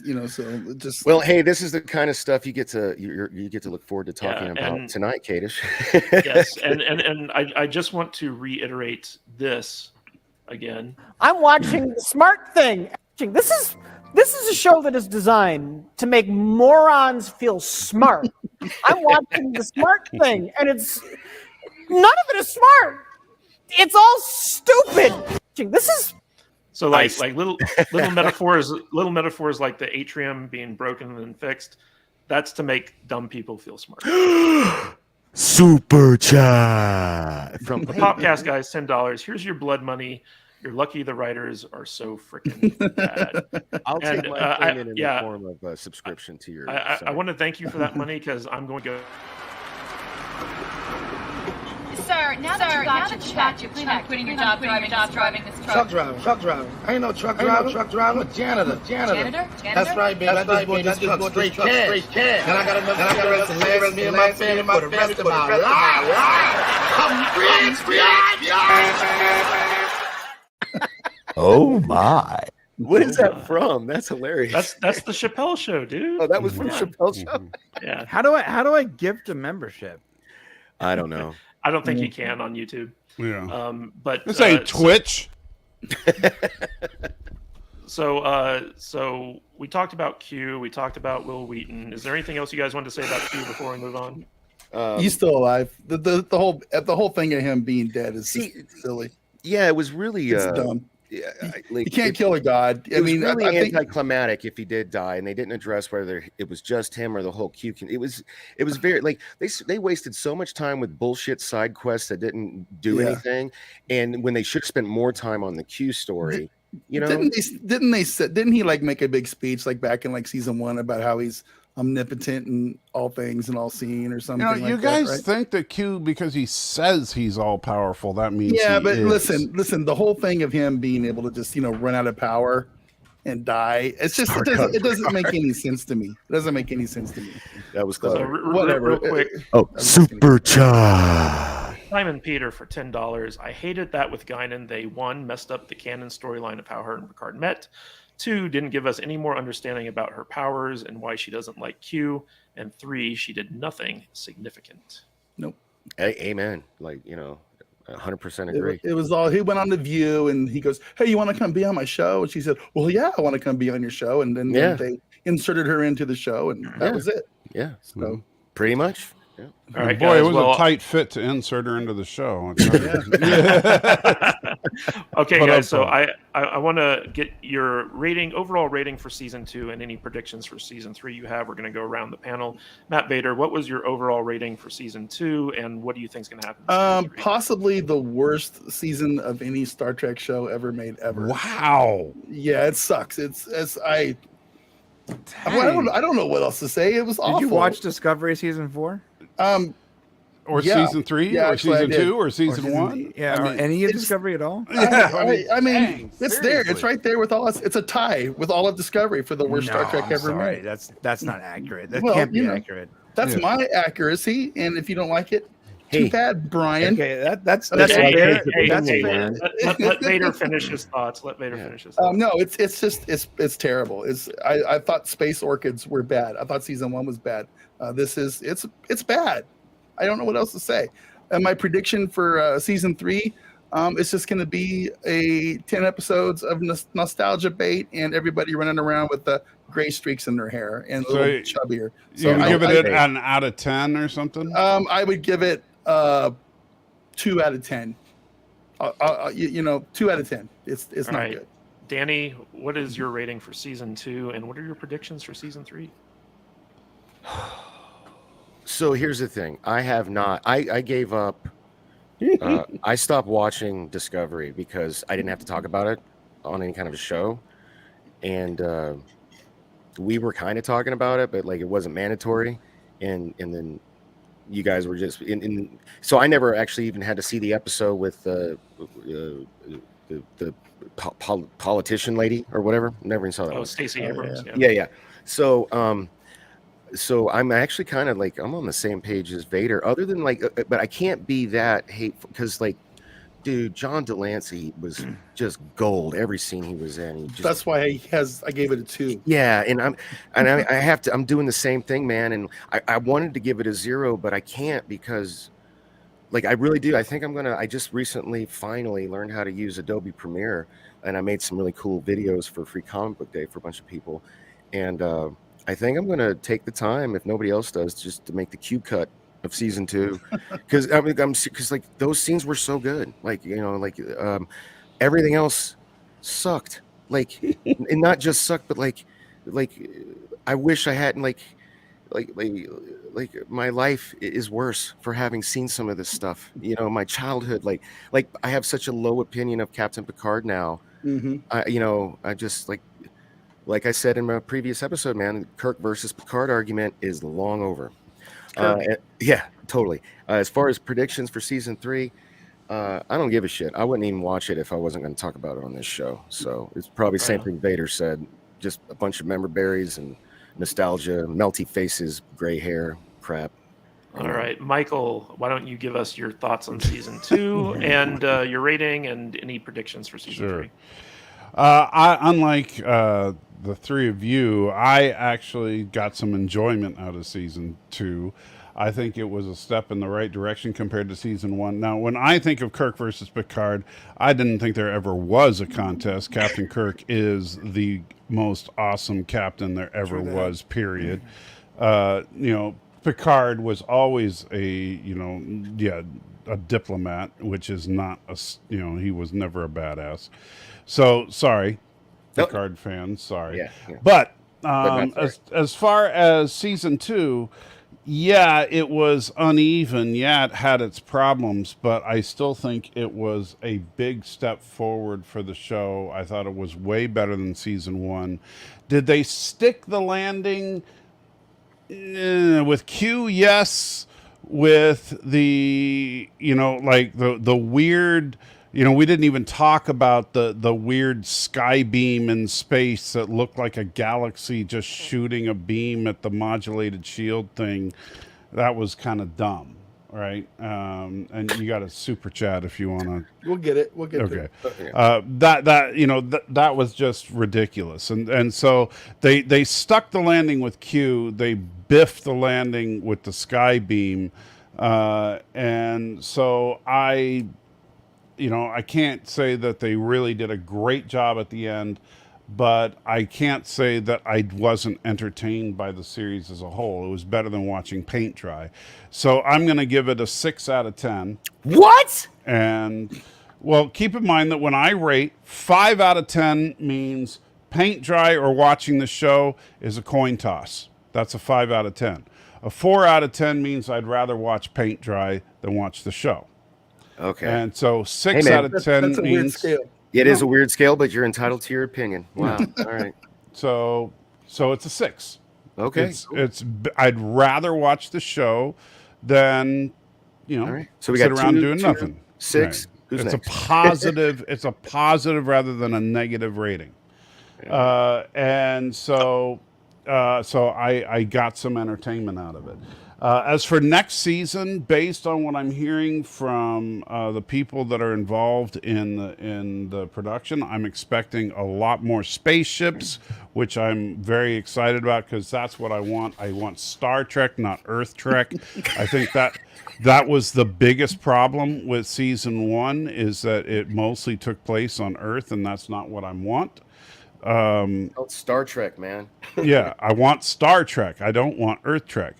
And Sorry, I'm laughing at the comment. yeah, that's all right. And I'm seriously I'm seriously looking forward to season 3. I think it's going to be a big finale. I'm looking forward to seeing the original cast, even if they are puffy and old. It'll be nice to see them once again. I really hope that they kill Picard at the end of season 3. I think they will. I want him gone. I want him gone. Yeah, can I ask? over him. I want to ask a question, please. So, you're looking forward to it, right? You just said that, right? Yes. Mike? Okay, so I'm not, because I'm afraid they're gonna do the same thing to all the other characters I love that they've done to Picard, and I want to continue loving them, which is why I just don't know if I. Yeah, I have some news on the Picard, on the whole killing Picard thing. But before we get to that, though, let's hit that super chat. Super chat. And that's right, for $4.99. What's better, watching paint dry or Picard? For us, it's the panel watching Picard. Oh, Nah. That's sweet. But you see, that's I think that's a fair, a fair way to rate it, because I try to be as objective as I can with how I do it. If I say, pointed out that 6 out of 10 is still an F. I felt better about that. So well, it means that it's, if I'm watching it, is it detrimental to, you were saying, oh, I'm dumber for having watched it, or my life is worse because I watched it. That would be a 4, a 3, a 2, or a 1. Yeah. What is a 1? Jesus. What is right? I mean, it would have to be really bad. Like, honestly, is it like having somebody take a crap on your chest? Is that a 1? A 1 would be something that is downright offensive, right?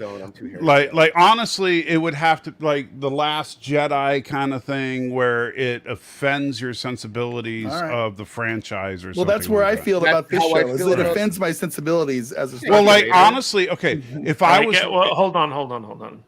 You made your point. I want to get to Brian's final thoughts and predictions for season 3. The Vulcan. By the way, The Last Jedi was worse because it literally broke the way physics works, like the way the universe worked. It literally just said, "I don't care about anything here. These are the names in this random universe." Anyways, that's one of the worst movies I've ever seen. Ever made. One of the only movies I've ever actually left the theater early. I'm pretty sure we all agree on that. So, I'm gonna say 5 out of 10. Because there was first couple episodes really good. I finally got, after 30 years or 25 years or whatever, I got to see Q again. Yeah. So for me, that is a big deal. Yeah. And everything, they didn't ruin Q. Every version of Q was good. Yeah. Every time he was on screen, it worked. And when he went out with his boy Picard. And he got that hug. He got that affirmation he got from Picard. That good adds acting. That was a good scene. That adds a lot for me. Now, listen, I've been very vocal about all the major problems I have with the series, but it was definitely better than season 1 because it's very low bar. But yes, low bar, but because of Q mainly, and also a lot of time was wasted and a lot of weird things happened. But it was a slightly better story, and I think Mike's right. It was a step in the right direction. They have like 12 steps to go, but they made 1 step. You know what I mean? So at least that's the thing. I do think season 3 will be better because, like I said before, I think Terry Matalas literally said, "Hey, Akiva, here's the story. I need you to get here, and I'll take it from there." And he just washed his hands because I've watched all of Terry Matalas' work. And I've never had a problem with it. This is the only time I've ever had a problem with anything he was attached to. So I got to assume that he was very loosely attached to season 2, which means I hope season 3 is better. Lastly, there's a weird thing going on at Paramount right now because Patrick Stewart, when asked in an interview if he was going to do more Picard, he said at first he didn't want to, but he's having such a good time with the character that he's thinking that it can go, 4 or 5 seasons. And Akiva Goldsman literally butted into the interview and said, "Oh no, we're done at season 3." He cut Patrick Stewart off and said, "Actually, no, we're done at season 3." Thank God. And it was the weirdest thing I've ever heard in my life. He literally cut him off and said no. So I think he's also done with dragging the 90-year-old man around. Can I reply to sure. that, just to that specific thing? So, these actors, they're professional liars. I don't know if you've seen Doctor Strange yet, but Patrick Stewart completely denied. Let's not talk about Doctor Strange for the people who haven't seen it yet. All right, my bad. Go on, Brian. Let's Yeah, what I'm saying is that I think Picard is. I think Patrick Stewart is starting to enjoy himself again, but I think the studio has realized that they signed up for something that is really, really close to impossible to pull off because of his age. Well, yeah, his face looks like it's melting in every shot. He's just too old. He can't do what they need him to do, and they're having to write around that. And I'm not giving them excuses, by the way. There's no excuses here. Right. You can write around it, okay? Trust me. But they're, in addition to the other complications they have as being bad writers, they not only have to write around this 90-year-old guy. So I think the studio is going to give him a send-off, but they are done with Picard. I think that's 100%. What would have been hilarious to me is if they had Picard, do his role, do his acting and stuff, but then when it was time for an action scene, they put in this stunt double that was doing all those this crazy flipping and flopping around and jumping over things. Yeah, it would have been awesome. So we could all just Brian, what are your predictions for season 3? I think that the only reason, and here's the deal, I'm done writing Star Trek because I've been wrong. Yeah, but yours is so much better than theirs. Guys, I've been wrong for 4 seasons of Star Trek now. Every time I try to explain Discovery and Picard, I'll get 500,000 views and everyone's like, "Yeah, this is gonna happen," and it doesn't. So if I was the only one writing it, if I was the only one dreaming it up, right? I would say it's got to be Borg. It's a transwarp conduit. They're made. They're not born. I've done some research on this topic. I believe that it's Borg. It's some kind of Borg, and it makes sense that if Picard's gonna go out, he's gonna go out one last stand, Cluster's last stand against his greatest enemy, and I think it might be cool seeing good Borg fight bad Borg. So, all right. So I am Locutus. Yes, guys, I want to thank you for your thoughts and insights into Picard. I'm going to give my final thoughts, and then we're going to move on to some good Star Trek for a change. So I 100% disagree with all of you. This is a 0 out of 10 for me. I'll tell you why. I will tell you why. In addition to the insultingly bad writing, numerous canon violation, numerous plot holes, and just sheer stupidity, lack of Star Trek.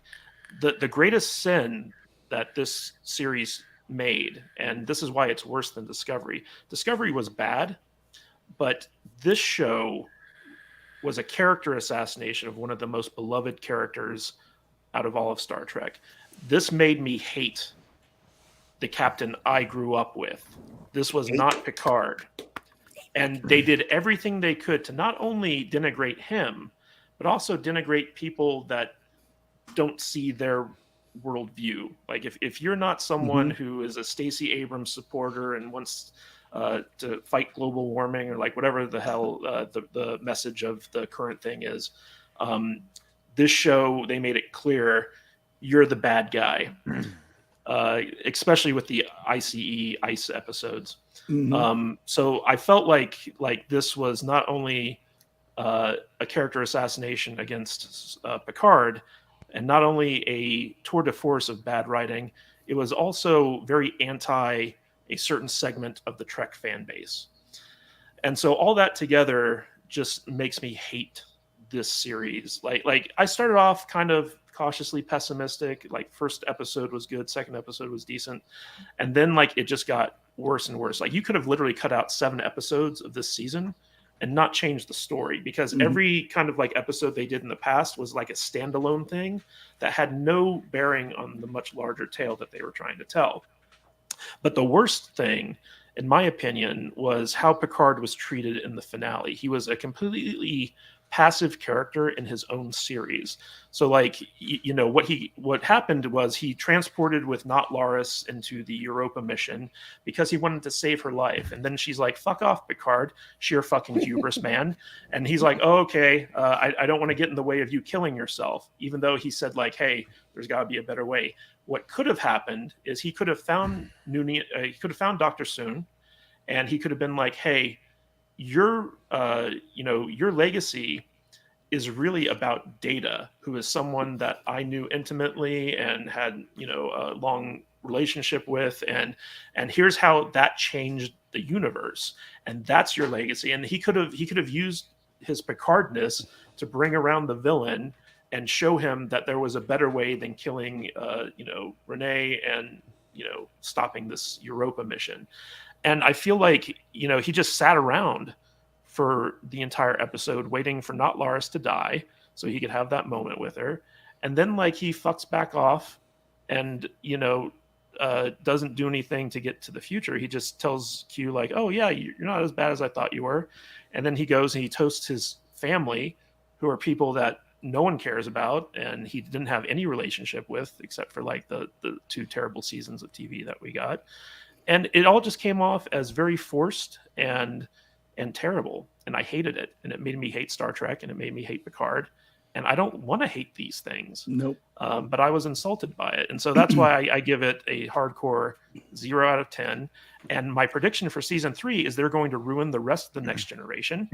and then like, people will just stop watching. So that's my prediction. Anyway, let's get on to Strange New Worlds on that note. Yes, please. Guys, what did you think of Strange New Worlds, Matt Vader 74? Oh my gosh, dude.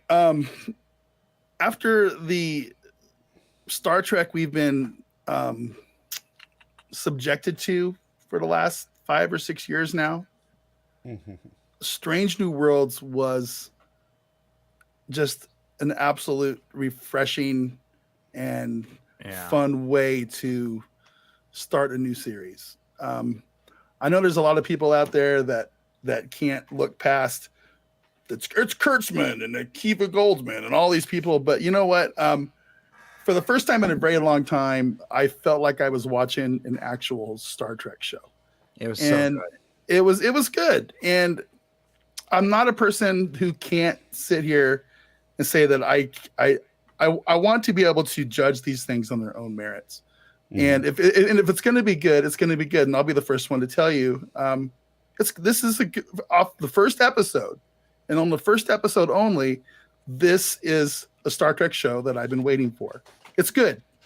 And if you haven't watched it because you're one of these people that say, oh, it's Kurtzman Trek, it's new Trek, it's crap, I'm not even going to watch it. Well, you're doing yourself a disservice because this is a good show and you should go watch it.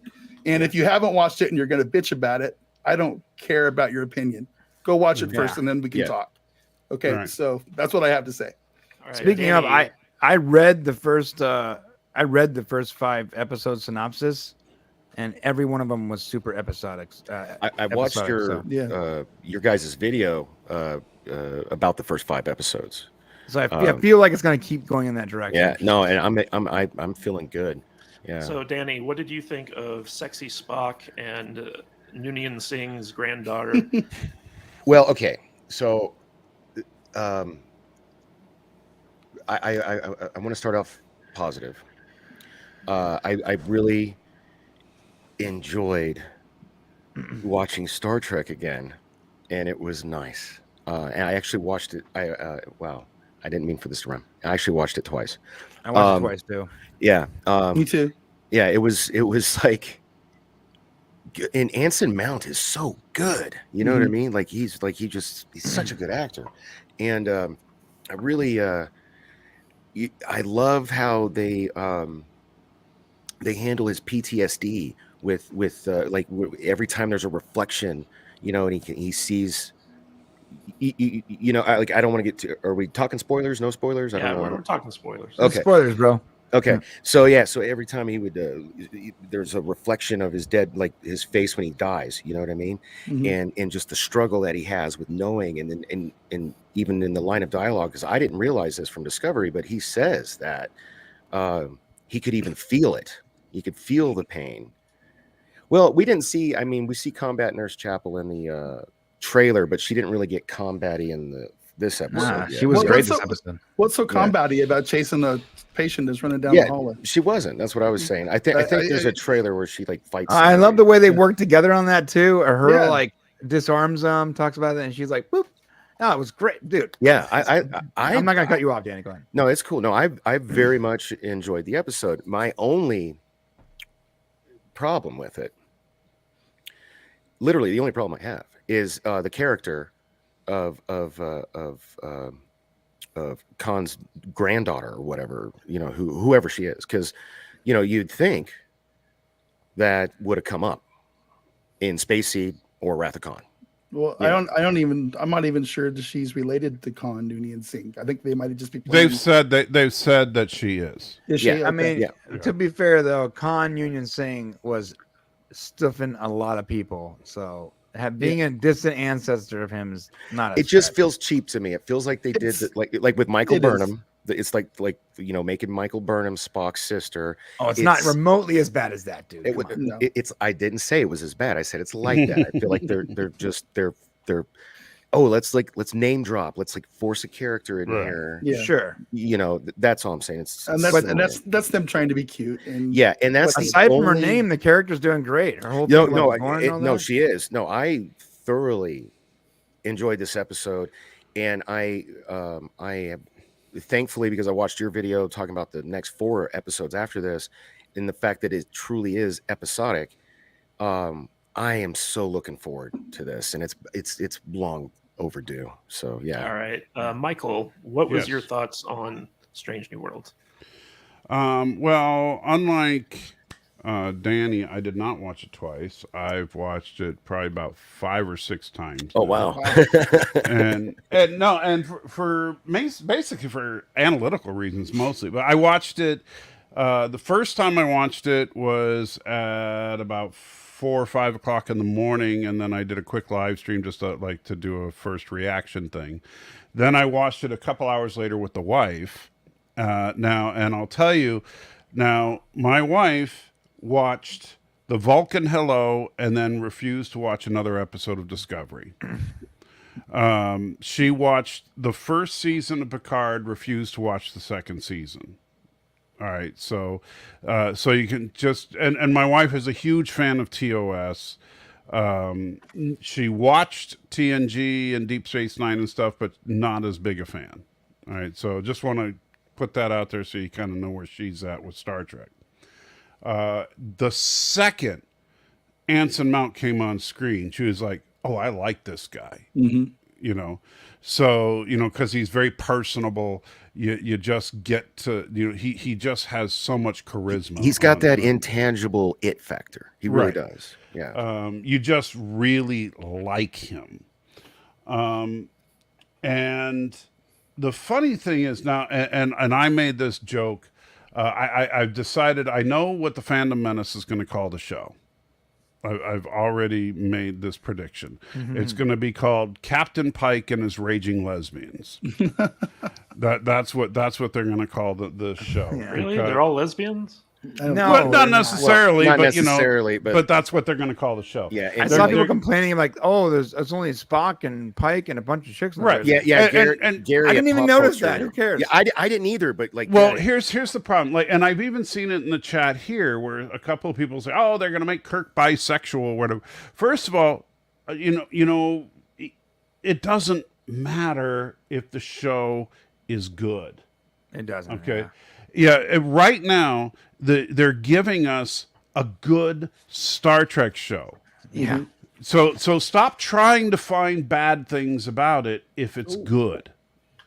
Yeah. If we can enjoy, if we can sit back and say, "Holy crap, we've got ourselves a genuinely good Star Trek show." Let's stop trying to say, "But it's bad because there's too many women."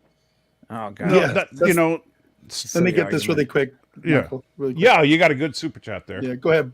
Super chat. So Simon Peter for $20. Thank you, sir. Everything nice was one. good on Strange New Worlds, but I didn't think they did the right thing of changing Robert April's race. Nothing against Adrian Holmes. He was great. My point is that the producers insults the fan base when they change canon. Well, I will. So let me say this about that. It is not canonical that Robert April is white, because the animated series is not canon. It's not Oh, canon. whoa! I thought well. It's not. Animated series is According to not who? canon. Yeah, the animated I series. was always under the impression it was considered season 4. No, no, Why do you say that? Why do you say that, Brian? Like let's have Because this. they've said that since TNG that the animated series stood alone, completely separate from the live action series. If the animated series was canon, then a whole lot of things are suddenly like, for example, they had life support belts in the animated series that they had, which completely throw off things like, well, then why do they need spacesuits if they had life support belts? They also had that was just an animation thing, that was just cheaper they had a holodeck on the original Connie, which a lot of people were like, well, wait a minute, but people complained because they had a holodeck in Discovery and say, wait, that's canon. Yeah, I think we can agree that the animated series isn't canon. I want to get to Brian's thoughts real quick. So Michael, just wrap up your thoughts. Yeah, I'm sorry. I didn't mean to go, but the other thing is we nitpick canonical things, and I'm fine with nitpicking canonical things when we and that's perfectly okay to nitpick that stuff, but it's not a reason that the show is good or bad.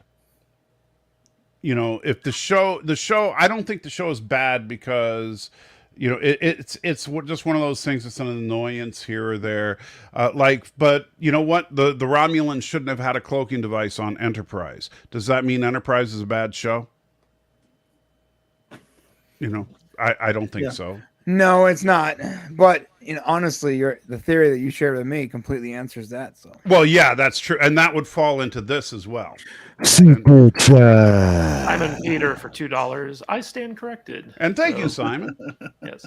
All right, Brian. What are your thoughts on Strange New World? Yeah. So, I kept seeing the complaint about the whole bridge crew being chicks, and I gotta be honest. I didn't notice it. And I didn't notice it because I was too busy having the time of my life. Mm-hmm. Yeah. Right? Because everything we saw yesterday or the day before, whatever, everything we saw was not in Shane's words. It wasn't some artist recreating their version of the Enterprise. And their version of the engine room, it was somebody creating an updated version of the Enterprise. There was no their version of this and their version of that. It was all updated, gorgeous, beautiful, artistic renderings of what the Enterprise would look like with the technology. It was beautiful. The captain's chair, captain's chair, everything was perfect. The act, I was the first one to complain about Ethan Peck. Frankly, I didn't like him in Discovery because I hate the fact that he had a sister. It was stupid. Yeah. But also, when I met him at the convention, he was a dickhead. So my first thought was, oh man, Ethan Peck is not a good Spock. But Ethan Peck played a good Spock this episode. He was good. He did a good job. T'Pring, absolutely freaking gorgeous. I can't. Yeah. I still She's a sweet chihuahua. When I close my eyes, oh, you mean T'Pring in the show? Yes. Everything was good. The only I had a couple of nitpicky things like the eugenic wars or whatever was a little off. I love the way they dealt with Pike's PTSD. Yeah. I love that he was able to deal with it and also do his job. Mm-hmm. Yeah. He wasn't like, oh, I gotta go cry to the ship and get it wasn't like, dude, if someone else on Discovery had that problem, the entire episode would just be about that. Oh, and I don't mean to cut you off, Brian, but one thing that you made me think of, classic Trek, but updated humor. Yes. Little things like Spock, don't jinx it. Well, that would be highly illogical to think that my saying that would, and then the elevator opens up. Yes, perfect. Yeah, that was classic Trek humor. Yeah, I agree. I like the way, his little colloquialisms and all that. Yeah. I like the way they dealt with his PTSD. I like the way they dealt with Lon Noonan, whatever her name is. Lon, yeah. You got Lon's PTSD too. So she obviously has some serious baggage from watching her family being like murdered alive, right? Murdered and eaten. Can I just say that her family being eaten by Gorn is a way better backstory than rape gangs for Yar? Yeah. And let me tell you something. It's so hardcore. It's so like in the 90s we used to say, well, that's so metal. It's like so metal. But she's still doing her job. She's clearly affected by it, but she's doing her job. Mm-hmm. And so we're seeing Starfleet for the first time since Enterprise. We're seeing Starfleet personnel do their job as Starfleet personnel. They have problems. They have personal issues. Fine. Those are the sub-stories. Those are the secondary issues. The primary story is still Starfleet officers doing Starfleet stuff and having Starfleet adventures, and their secondary things are their personal things, and it's great. And I can't wait to see what the updated Gorn look like. Yeah, oh right. My God. Yeah, especially if like they're eating people. If Paramount Plus was like, yo, you can pay $500 to see this episode 4 weeks ago, I'd be like, where's my credit card? Yeah, right. I just want to piggyback on something real quick that Michael said, that the humor. Super chat. Yes, Trek is back. $1.99, so it's Trek back. At least for this first episode. I don't know. For the first episode, we'll see. We'll see how it goes. We'll see, man. I can't believe we're all agreeing on We've this. been burned. So far, you haven't gotten to me yet. So the visuals, okay, that's true. The engine room, the uniforms. I have zero real issues. If I want to be nitpicky, Ortega, I haven't gotten to see her yet. She seemed a little bit gung ho. I don't know. Maybe that's just her character. Maybe she, I like that humor where she's like, every time I'm in the chair, it's just very a lot of Starfleet stuff going on, man. One thing I didn't like. I didn't like the way they could beam something into Spock's eye. That was weird. Yeah, that was a bit much. That was a bit much. You want to address your mom really quick, Nanny? So Strange New Worlds is not on terrestrial television? It's just on Paramount Plus.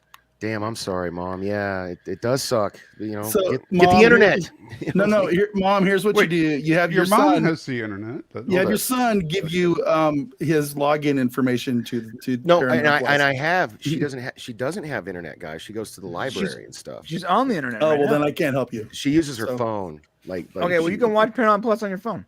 Well, here's the deal. Okay. Well, I'll send you my login info, Mom. I know for a fact that you can share your Paramount Plus password because I share it with my brother, one of the guys that helps me with clip stuff, and my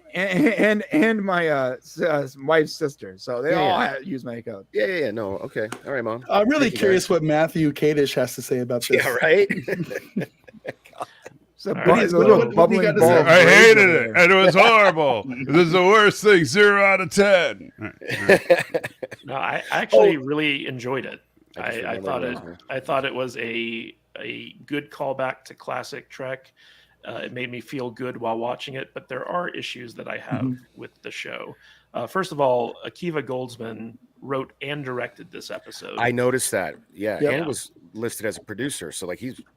Well, I mean, he's a producer on all the Star Trek shows, so that's the thing. I think this show has like 27 producers or something crazy. So, they all do. There's 22 producers on Picard too. There's 2 writers and 22 producers. That's insane. Yeah. That's pretty normal for Star Trek shows these days. So, considering that Akiva Goldsman wrote and directed this episode, I was surprised at how much I enjoyed it. I love Pike. He's my new favorite Star Trek captain next to Kirk. Yeah. It like Anson Mount he just owns the show. He was great in it. Yeah. And one of the differences between this show and Discovery. So my second favorite character on this show is actually Baby Khan. Baby Khan. Because first of all, I didn't find her grating. the relationship that Pike had with Burnham was basically the captain of Discovery, and she just made everyone do what she said. And Pike just kind of like went along with her stuff. In this episode, like there's a scene where Baby Khan is like, I think we're in danger. We should raise our shields. And Spock objects, and Pike makes the leadership decision where he's like, you know what? I think my number one is right, and I'm going to go with her call. And that's how that was something works. I really liked. Yes, me too. No, I'm glad you pointed that scene out. Yeah. So and also I liked the fact that this show had like a central mystery to it. Like a crew disappears. They show up at this planet. There's like a mystery involved. They don't know what happened. That's classic Trek. That's classic Star Trek. I don't know about a ship the size of the Archer being manned by just 3 people. That was weird. That was weird. Yeah. And also a first contact mission with just 3 people. That was also very strange. That was kind of weird. The beaming of the mutagen or the genetic stuff into Spock's blood directly was very strange. I didn't know that they had that technology. Right to his eyeball. Yeah, that's never been done before, right? It wasn't. Right. It wasn't. Kyle said that the transporters don't work that way, and they were like, "Well, make it work that way," and he just does. I mean, like in all of because this is in the past. This is before. Yeah, in all of Trek, we've never seen anything like that. We've never seen that, right? Yeah. So that was kind of weird to me. Also, them genetically altering themselves to blend in, like I found that very odd. I kind of like that. They did that with Riker in that one episode. Yeah, I've always wondered how they get the disguises when they go down to planets. Yeah. So dead on. So now we know. I had no issues with that at all. Yeah, I love that they explained that. That's been done. Yeah, we just never seen the process. We've just seen them go to sick bay and then come out looking like the alien. Well, I've been wondering about that since I was 15 years old. It felt to me like in Spock's case, like they should have taken a different guy whose appearance wouldn't wear off so quickly. Exactly. No, I agree with that. That's like in the old show. That's the flip side. It's like, Spock, with your Vulcan human genome, it might wear off on you. So maybe you shouldn't go on this mission. Right. We'll take somebody else. How about that? Clearly, they haven't set the precedent where the captain, the first officer, and the science officer all go down on an away mission. Yeah. Like, let's put the pilot in charge, right? I mean, Sulu would take control when. That's how it was in TOS. Well, he was the pilot, you know what I mean? Another thing, Matthew, that they did in this episode, and that goes back to what you were saying, is, and it's funny because it's also Baby Khan, where she, and I love that name, by the way. Yeah. No, I'm going to steal that from you. I know I owe you a nickel every time I say it. But they is when she's, permission to act fast, sir. And he says, granted. So first of all, everybody respects Pike. They don't just do things; they ask him. Chain of command, they respect the chain of command, and I think that does show respect for Pike. Like I think on Discovery, Burnham would just do it. Yes, and that always pissed me off about her. Right. Yeah, Burnham would just go ahead and do it, and then ask for permission and beg for forgiveness afterwards. Right. Always disrespectful. Did not respect the chain of command. Anyway. Where she would say permission to act quickly, and he would say, "Yeah, go for it." And then I love the neck. Fuck a second, right? So I do want to point out that on my first watch, I did notice that other than Pike and Spock, the entire bridge crew was women. But I didn't really care. I was just I didn't care about that. It is what it is, I didn't notice at all, but a lot of people are hot about it. But like the episode was so good. It's silly. There's like 9 people I think in the crew. 5 of them are women. 2 of them are like ancillary characters. And you got the first officer, the doctor, the captain, and the engineer Andorian guy are all played by guys. We just haven't seen it yet. It's like that. Who cares? Well, I mean, it was one who cares into it's Star Trek. So we're gonna find out one of those girls is actually non-binary. Or probably. So like it was something that I noticed, but like I was so into the show, I was like, I don't care. And let's not forget that the 2 most popular characters are both dudes. I'll also say T'Pring. Is that her name? Yeah. T'Pring. Holy shit! Yeah, I wanted to be a Vulcan Right. so bad. I'd like to query her a couple times. I have Yeah, a right? question, really quick question. Yeah. A lot of people I've noticed in the chat, and I was kind of curious myself. Does that whole scene, does that break canon with the Amok Time episode? Because I wasn't on the understanding. It's been decades since I've seen that episode, guys. What? Spock goes back to the planet for Pomfar and they have a fight. Him and that's That's him and Kirk. Yeah. It's him and Kirk, because T'Pring's pulling some shenanigans because she's having an affair with the Southern Stan. dude, right? Because So, but how does this?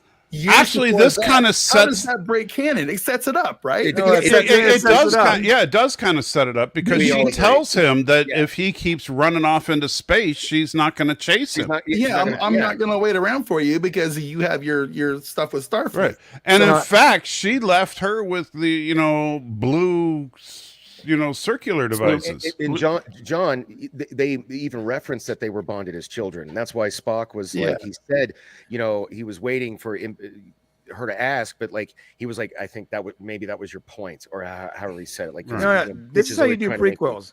Yeah, The way you do prequels is enhance future episodes. That's how you do it. This enhances Amok Time. Yeah. I believe so as well. Yeah. So to me, this doesn't break anything. I think they actually kind of did this one right. It's like Rogue One. It's like Rogue One. So getting back to my thoughts, first of all, I love that how they introduced Pike in this show, and like he's got like this hot captain in his bed that he just like freshly banged after before making pancakes. Straight up Kirk, baby. Yeah, absolute Chad. Yeah. But the thing that really stood out to me in this episode. So we start off. Pike is watching The Day the Earth Stood Still, and for those of you who have been a longtime fan of the channel, you know that on our last retro rewatch, we actually reviewed The Day the Earth Stood Still. So great Peter movie. and I have both seen it.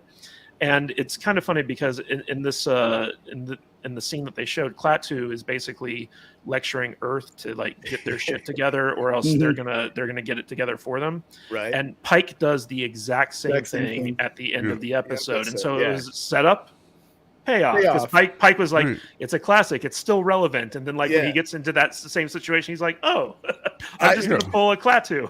I was really impressed. foreshadowing. Yeah, I was really impressed by that, to be honest with you, because I had such low expectations when I saw it was written by Akiva Goldsman. So Yeah, that was such a great way to. I mean, because I didn't think that kind of classic Trek could exist again. Super chat. $1.99. The women look like actual Starfleet officers. Yes. Yeah, amazing. Next episode, we even get the classic Starfleet skirt too from number one. And by the way, Can't wait. I know people were complaining about the way she looked, but I loved Uhura. I loved her exuberance. She kind of sounded like her. Yeah, A little She bit. did really great. I'm actually yeah, I've actually grown very attracted to her after this one episode. Yeah, me too. I also like Nurse. What's her name? Nurse Chapel. Nurse Chapel. I thought that they handled Nurse Chapel very well. I like the way they met on the bridge when they chased down the one dude. There's a lot to like about this show, but one thing that stuck out to me, took me out of the episode first time I watched it, really pissed me off, was that they used footage of January 6th to illustrate how like World War III started. And they were making very big parallels between like insurrectionists and the government. Yeah, but listen, They also use Black Lives Matter, to be fair. Here's the thing. If did they use BLM too? They did. They used some nighttime footage of Black Lives Matter that a lot of people ignored. That's fair. Use both sides. That's the way you do it. But let me ask you guys this. So we were introduced to the fact that there was a second Civil War in this episode, and then World War III. I thought there was only one Civil War in canon. It was confusing. Yeah, that's what we were talking about that earlier. So did Picard time travel change things? Because like when Pike beams down, like Brian, I'm going to give you my nerd card here. I think you know more than I do about the timeline. Like so it's entire So there's something either there's shenanigans in play because the way he lists the events are, for first, out of order, and second, there's actually a civil war that doesn't belong there. Yeah. So either there's shenanigans in play, or it was just written wrong. So, like, yeah, because is it just me, or did he make it sound like the way that he said it, the eugenics wars happened after the Civil War, which Civil War takes place in 2024. No, but then he says, but then it later became simply known as World War III. So, like, wasn't he calling the eugenics wars World War III? Yeah, and that's not accurate at all. So the eugenics wars took place in the 90s. World War III was supposed to be 2024. The second Civil War wasn't really a Civil War. You know, it was a class war. Yeah, no, there's either shenanigans in play because of Picard, I'm assuming, or they just wrote it wrong, dude. And no matter how great the episode is, or now there's also the possibility that Pike is remembering it wrong. I mean, sure, that's possible. Hey, man, that's true. He's an alcoholic, as we saw in this episode. Or maybe he was customizing the events to fit his purpose, so that he can get them to agree. Maybe kind of like a salesman. He wasn't. He was telling the truth. So, guys, I want to hit one more point before we wrap up, and that this is another like writing thing that just bugged me about this. So, in this episode, the alien race that they're making first contact with has built a warp bomb, and the way that they figured out how to backwards engineer warp drive was by having really good telescopes that saw the season finale of Discovery Season 2 and all the warp signatures. And somehow by looking into space with their telescope, they were able to backwards engineer warp drive. Can someone explain this to me? I had that problem too on our show on Thursday. I said the same thing. I said that was a one thing that really I couldn't explain whatsoever. And I said it would have been way easier to explain that one of those ships crashed there and they reverse engineered the warp drive, and because they can't actually make a warp drive work because they're not at that level, it's a lot easier to make something explode than to make it work right. Danny, so as someone who was in the Young Astronauts Club of America, that makes you qualified. So not at all. Not at all. Deal with warp drive.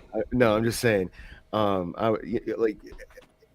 We have Google people in the chat, which thank you guys. We're still rocking 90 people in the chat, and we've been going for over 2 hours. Oh, hey, Mikey, thank you. Super chat. Mexican Iron Man for $10. I'm arriving late, but we'll catch the replay. If my Patreon and subscription has given me anything, it is this fine panel. Thank you for being fair and optimistic. Alas, this series was yuck weird. Oh, he must be. Thank you for your support, Mike. We all love you here. Yeah. We'll have to have you on the stream someday. Absolutely. Yeah, man. Anyway, finish your junior astronaut or junior astronomer thing. Anyway, the point is, so right now, so they were trying to set up basically this society that they were making first contact with is kind of on par with where we are present day, right? Can we all agree on that? Okay. So right now, our present day, we're constantly monitoring the stars. So it's not just they maybe just said telescopes or whatever, but we've got all kinds of shit that we're doing. Yeah, radio telescopes, X-ray telescopes, all that. So when an event like that happens, they are able to take readings and reverse engineer. So to me, it wasn't that far-fetched, just knowing how that they do stuff. Do you get what I'm saying? That I mean, I guess at least they didn't reverse engineer a warp engine. I guess if that's why they couldn't engineer something, make it a bomb. Yeah. It wasn't enough information to actually create a warp drive. Exactly.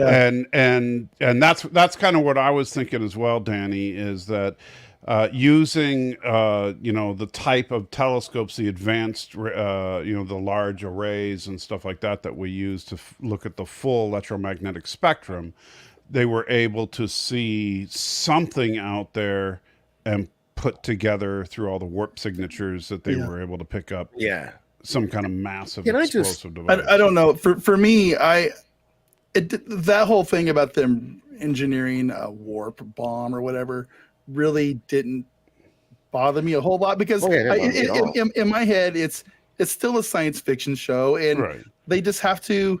And the overall plot was so good. Hold on a second. What I liked about this episode was I got to finally see what a first contact situation would be like, and I've always kind of wondered how they would go about that. Especially what would happen if the Enterprise showed up in our atmosphere over Washington D.C. or something.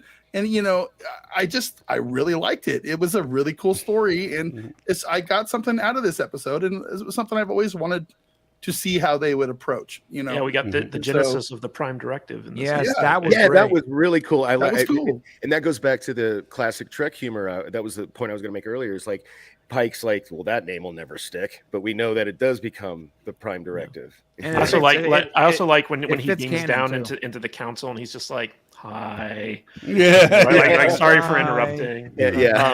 But it looks like going forward that we're going, so like, original Trek, it was always like Bones, Spock, and Kirk. They were like the trifecta, and it looks like here it's going to be Pike, Spock, and Number one. Baby Con. Oh, Baby Una. Con? And No, it's gonna be number one is going to be the one running the ship while these three go on the away Okay, mission. okay. Yeah, you're right. Yeah, You're so right. Yeah, like, I'm wondering how I'm much actually- of a role Rebecca Romaine's going to really have. I think she's going to be the girl boss in charge of the ship when Yeah. they're gallivanting that around. That makes sense. But Yeah. so far, I like all the characters. There wasn't anything that was like, insultingly bad like we saw in No. Picard so far. Right. Obviously, as the series goes on, we'll see like how good the writing stands up. But so far, I'm loving the cast.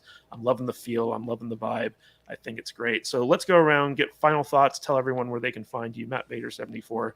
What did you think? What are your final thoughts on Strange New Worlds, and where can people find you? Oh man, Strange New Worlds. I think, just based on the first episode, like I said earlier, I think it's a good start. I'm cautiously optimistic that they can do something fun and good here. I'm not going to dive all the way in yet. Like I said, I do know that the people in charge of this series, and they've got a bad track record with all of us, man. They have not hit that home run yet. So I'm cautiously optimistic that they can pull it off. But like I said, this it's a good start. I like the characters. I like the show. I really like Pike. I don't know if I'm sold as much on La'an as you guys are. She could be fine going forward. I don't know. I want to hear more about how her family got eaten by Gorn. I want to go to the Gorn home planet. That sounds really cool. So badly. Yeah. But yeah, man, like I said about the Picard series, season 1, this looks really good. But by Deja vu, right? By the time episode 3 got around, I was like, nope, this sucks. I'm out. But I'm hoping that they don't do that with us on this series. So right now, it looks good. I'm happy. So that's all I have to say. And you can all find me at Matt Vader 74 on all the socials. I'm on most of them, and also at Salty Nerd. I also run the Salty Nerd Twitter, Salty_nerd. So you can check out what I have to say about stuff there as well. So, Danny. All right, and Danny, where can people find out more about you, and what are your final thoughts on the first episode of Strange New Worlds? Well, the people can find me at Dork Night LV with 2 Ks on pretty much all of the socials. And as far as my final thoughts on the episode, I pretty much agree with Vader. I mean, the analogy I would use is I feel like when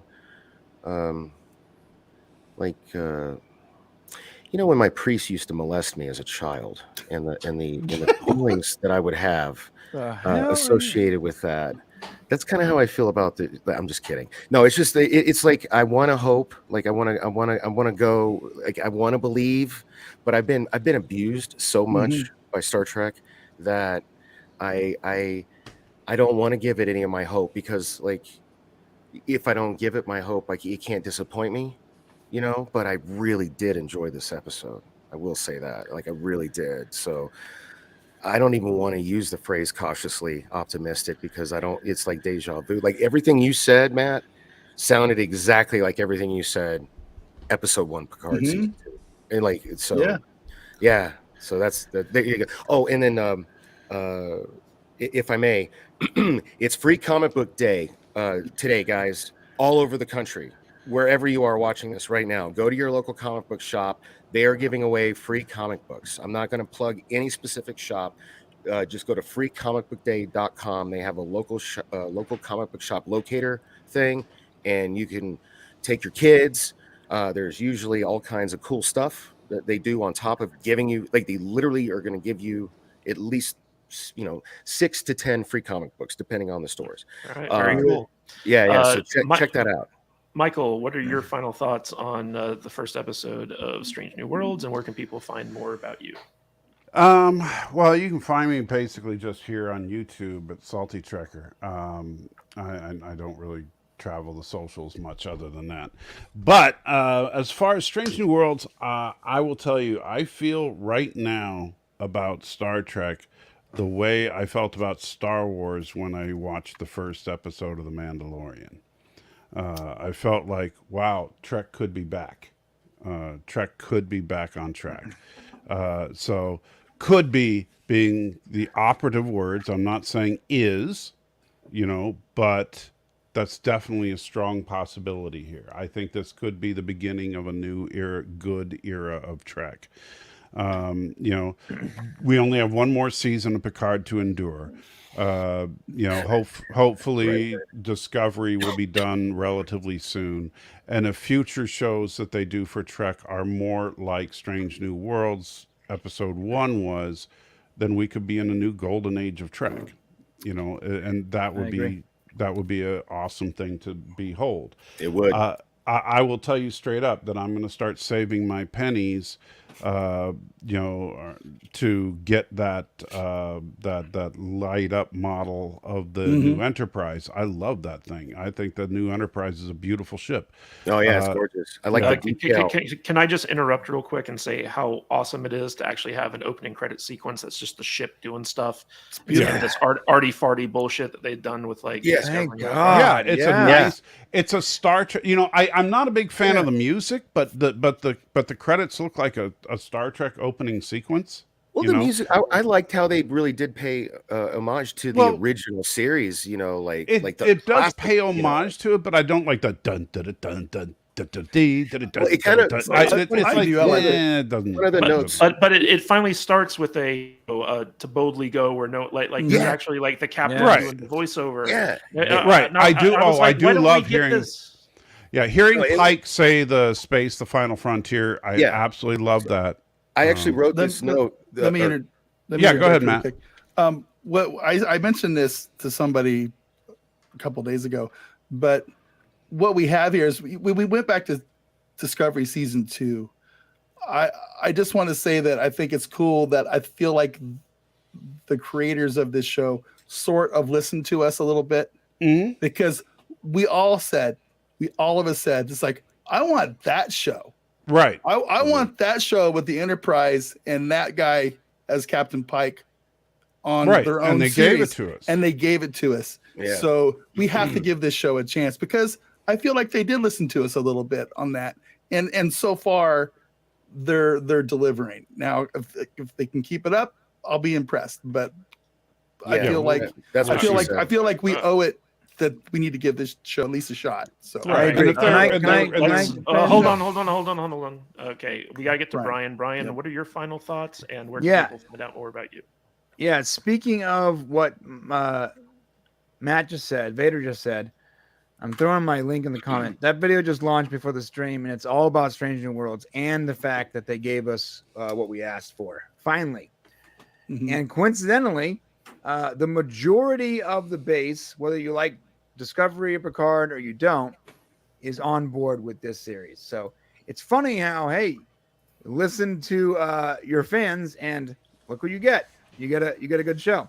Does it continue to be good? I do believe at least the first 5 episodes are definitely episodic and unique, and they're going to have the same feel. So I hope that's the case.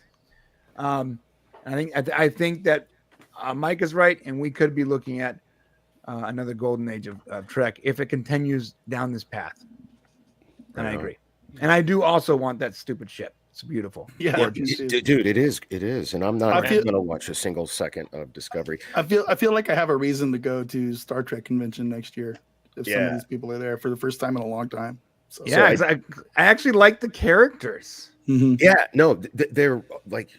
Yes. But I did want to say one of the notes I took while I was watching the show is one of the things I liked about the score is not only did they kind of obviously borrow from the original Alexander Courage score, but it kind of reminded me of the Man of Steel score at certain parts, and I think it's the part that you were actually specifically saying, Mike, that you didn't like.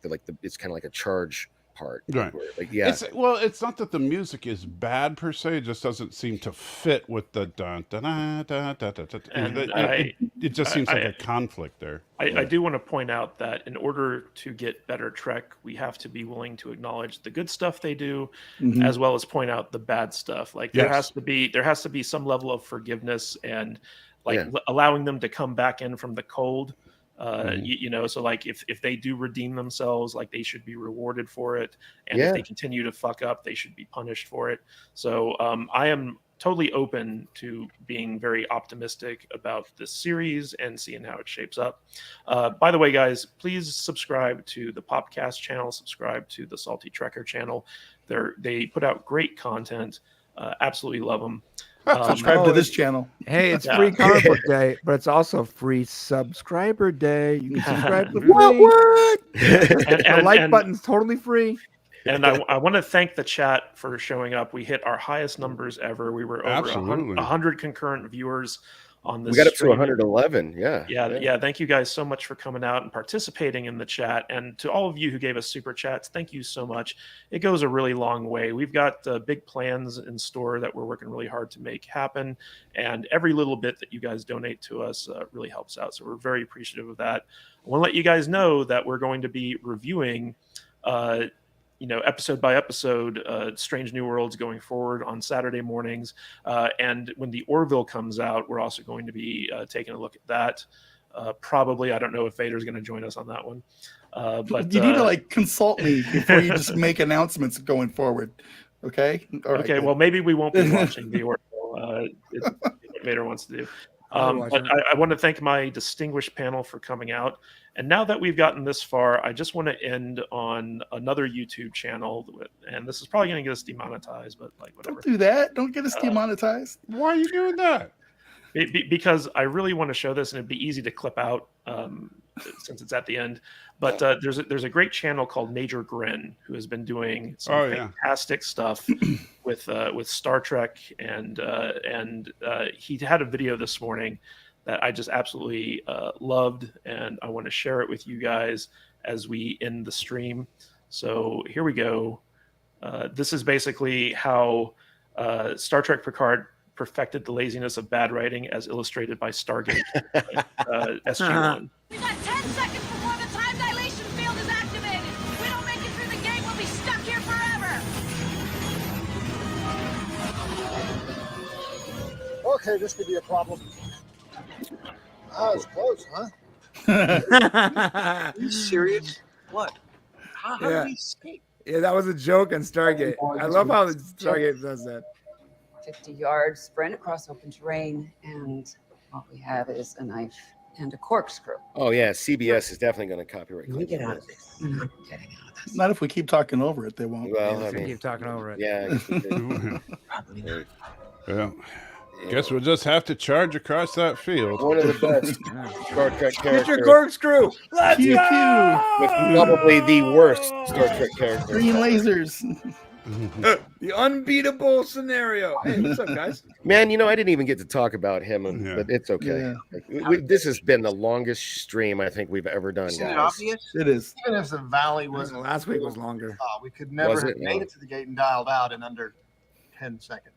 Good. See, that's why we're here. So what do you think? 30 seconds? All right. So thank you, everyone, for showing up. And I just want to end on this last thing. Fuck you, Will Wheaton. Yes. Thank you, everyone.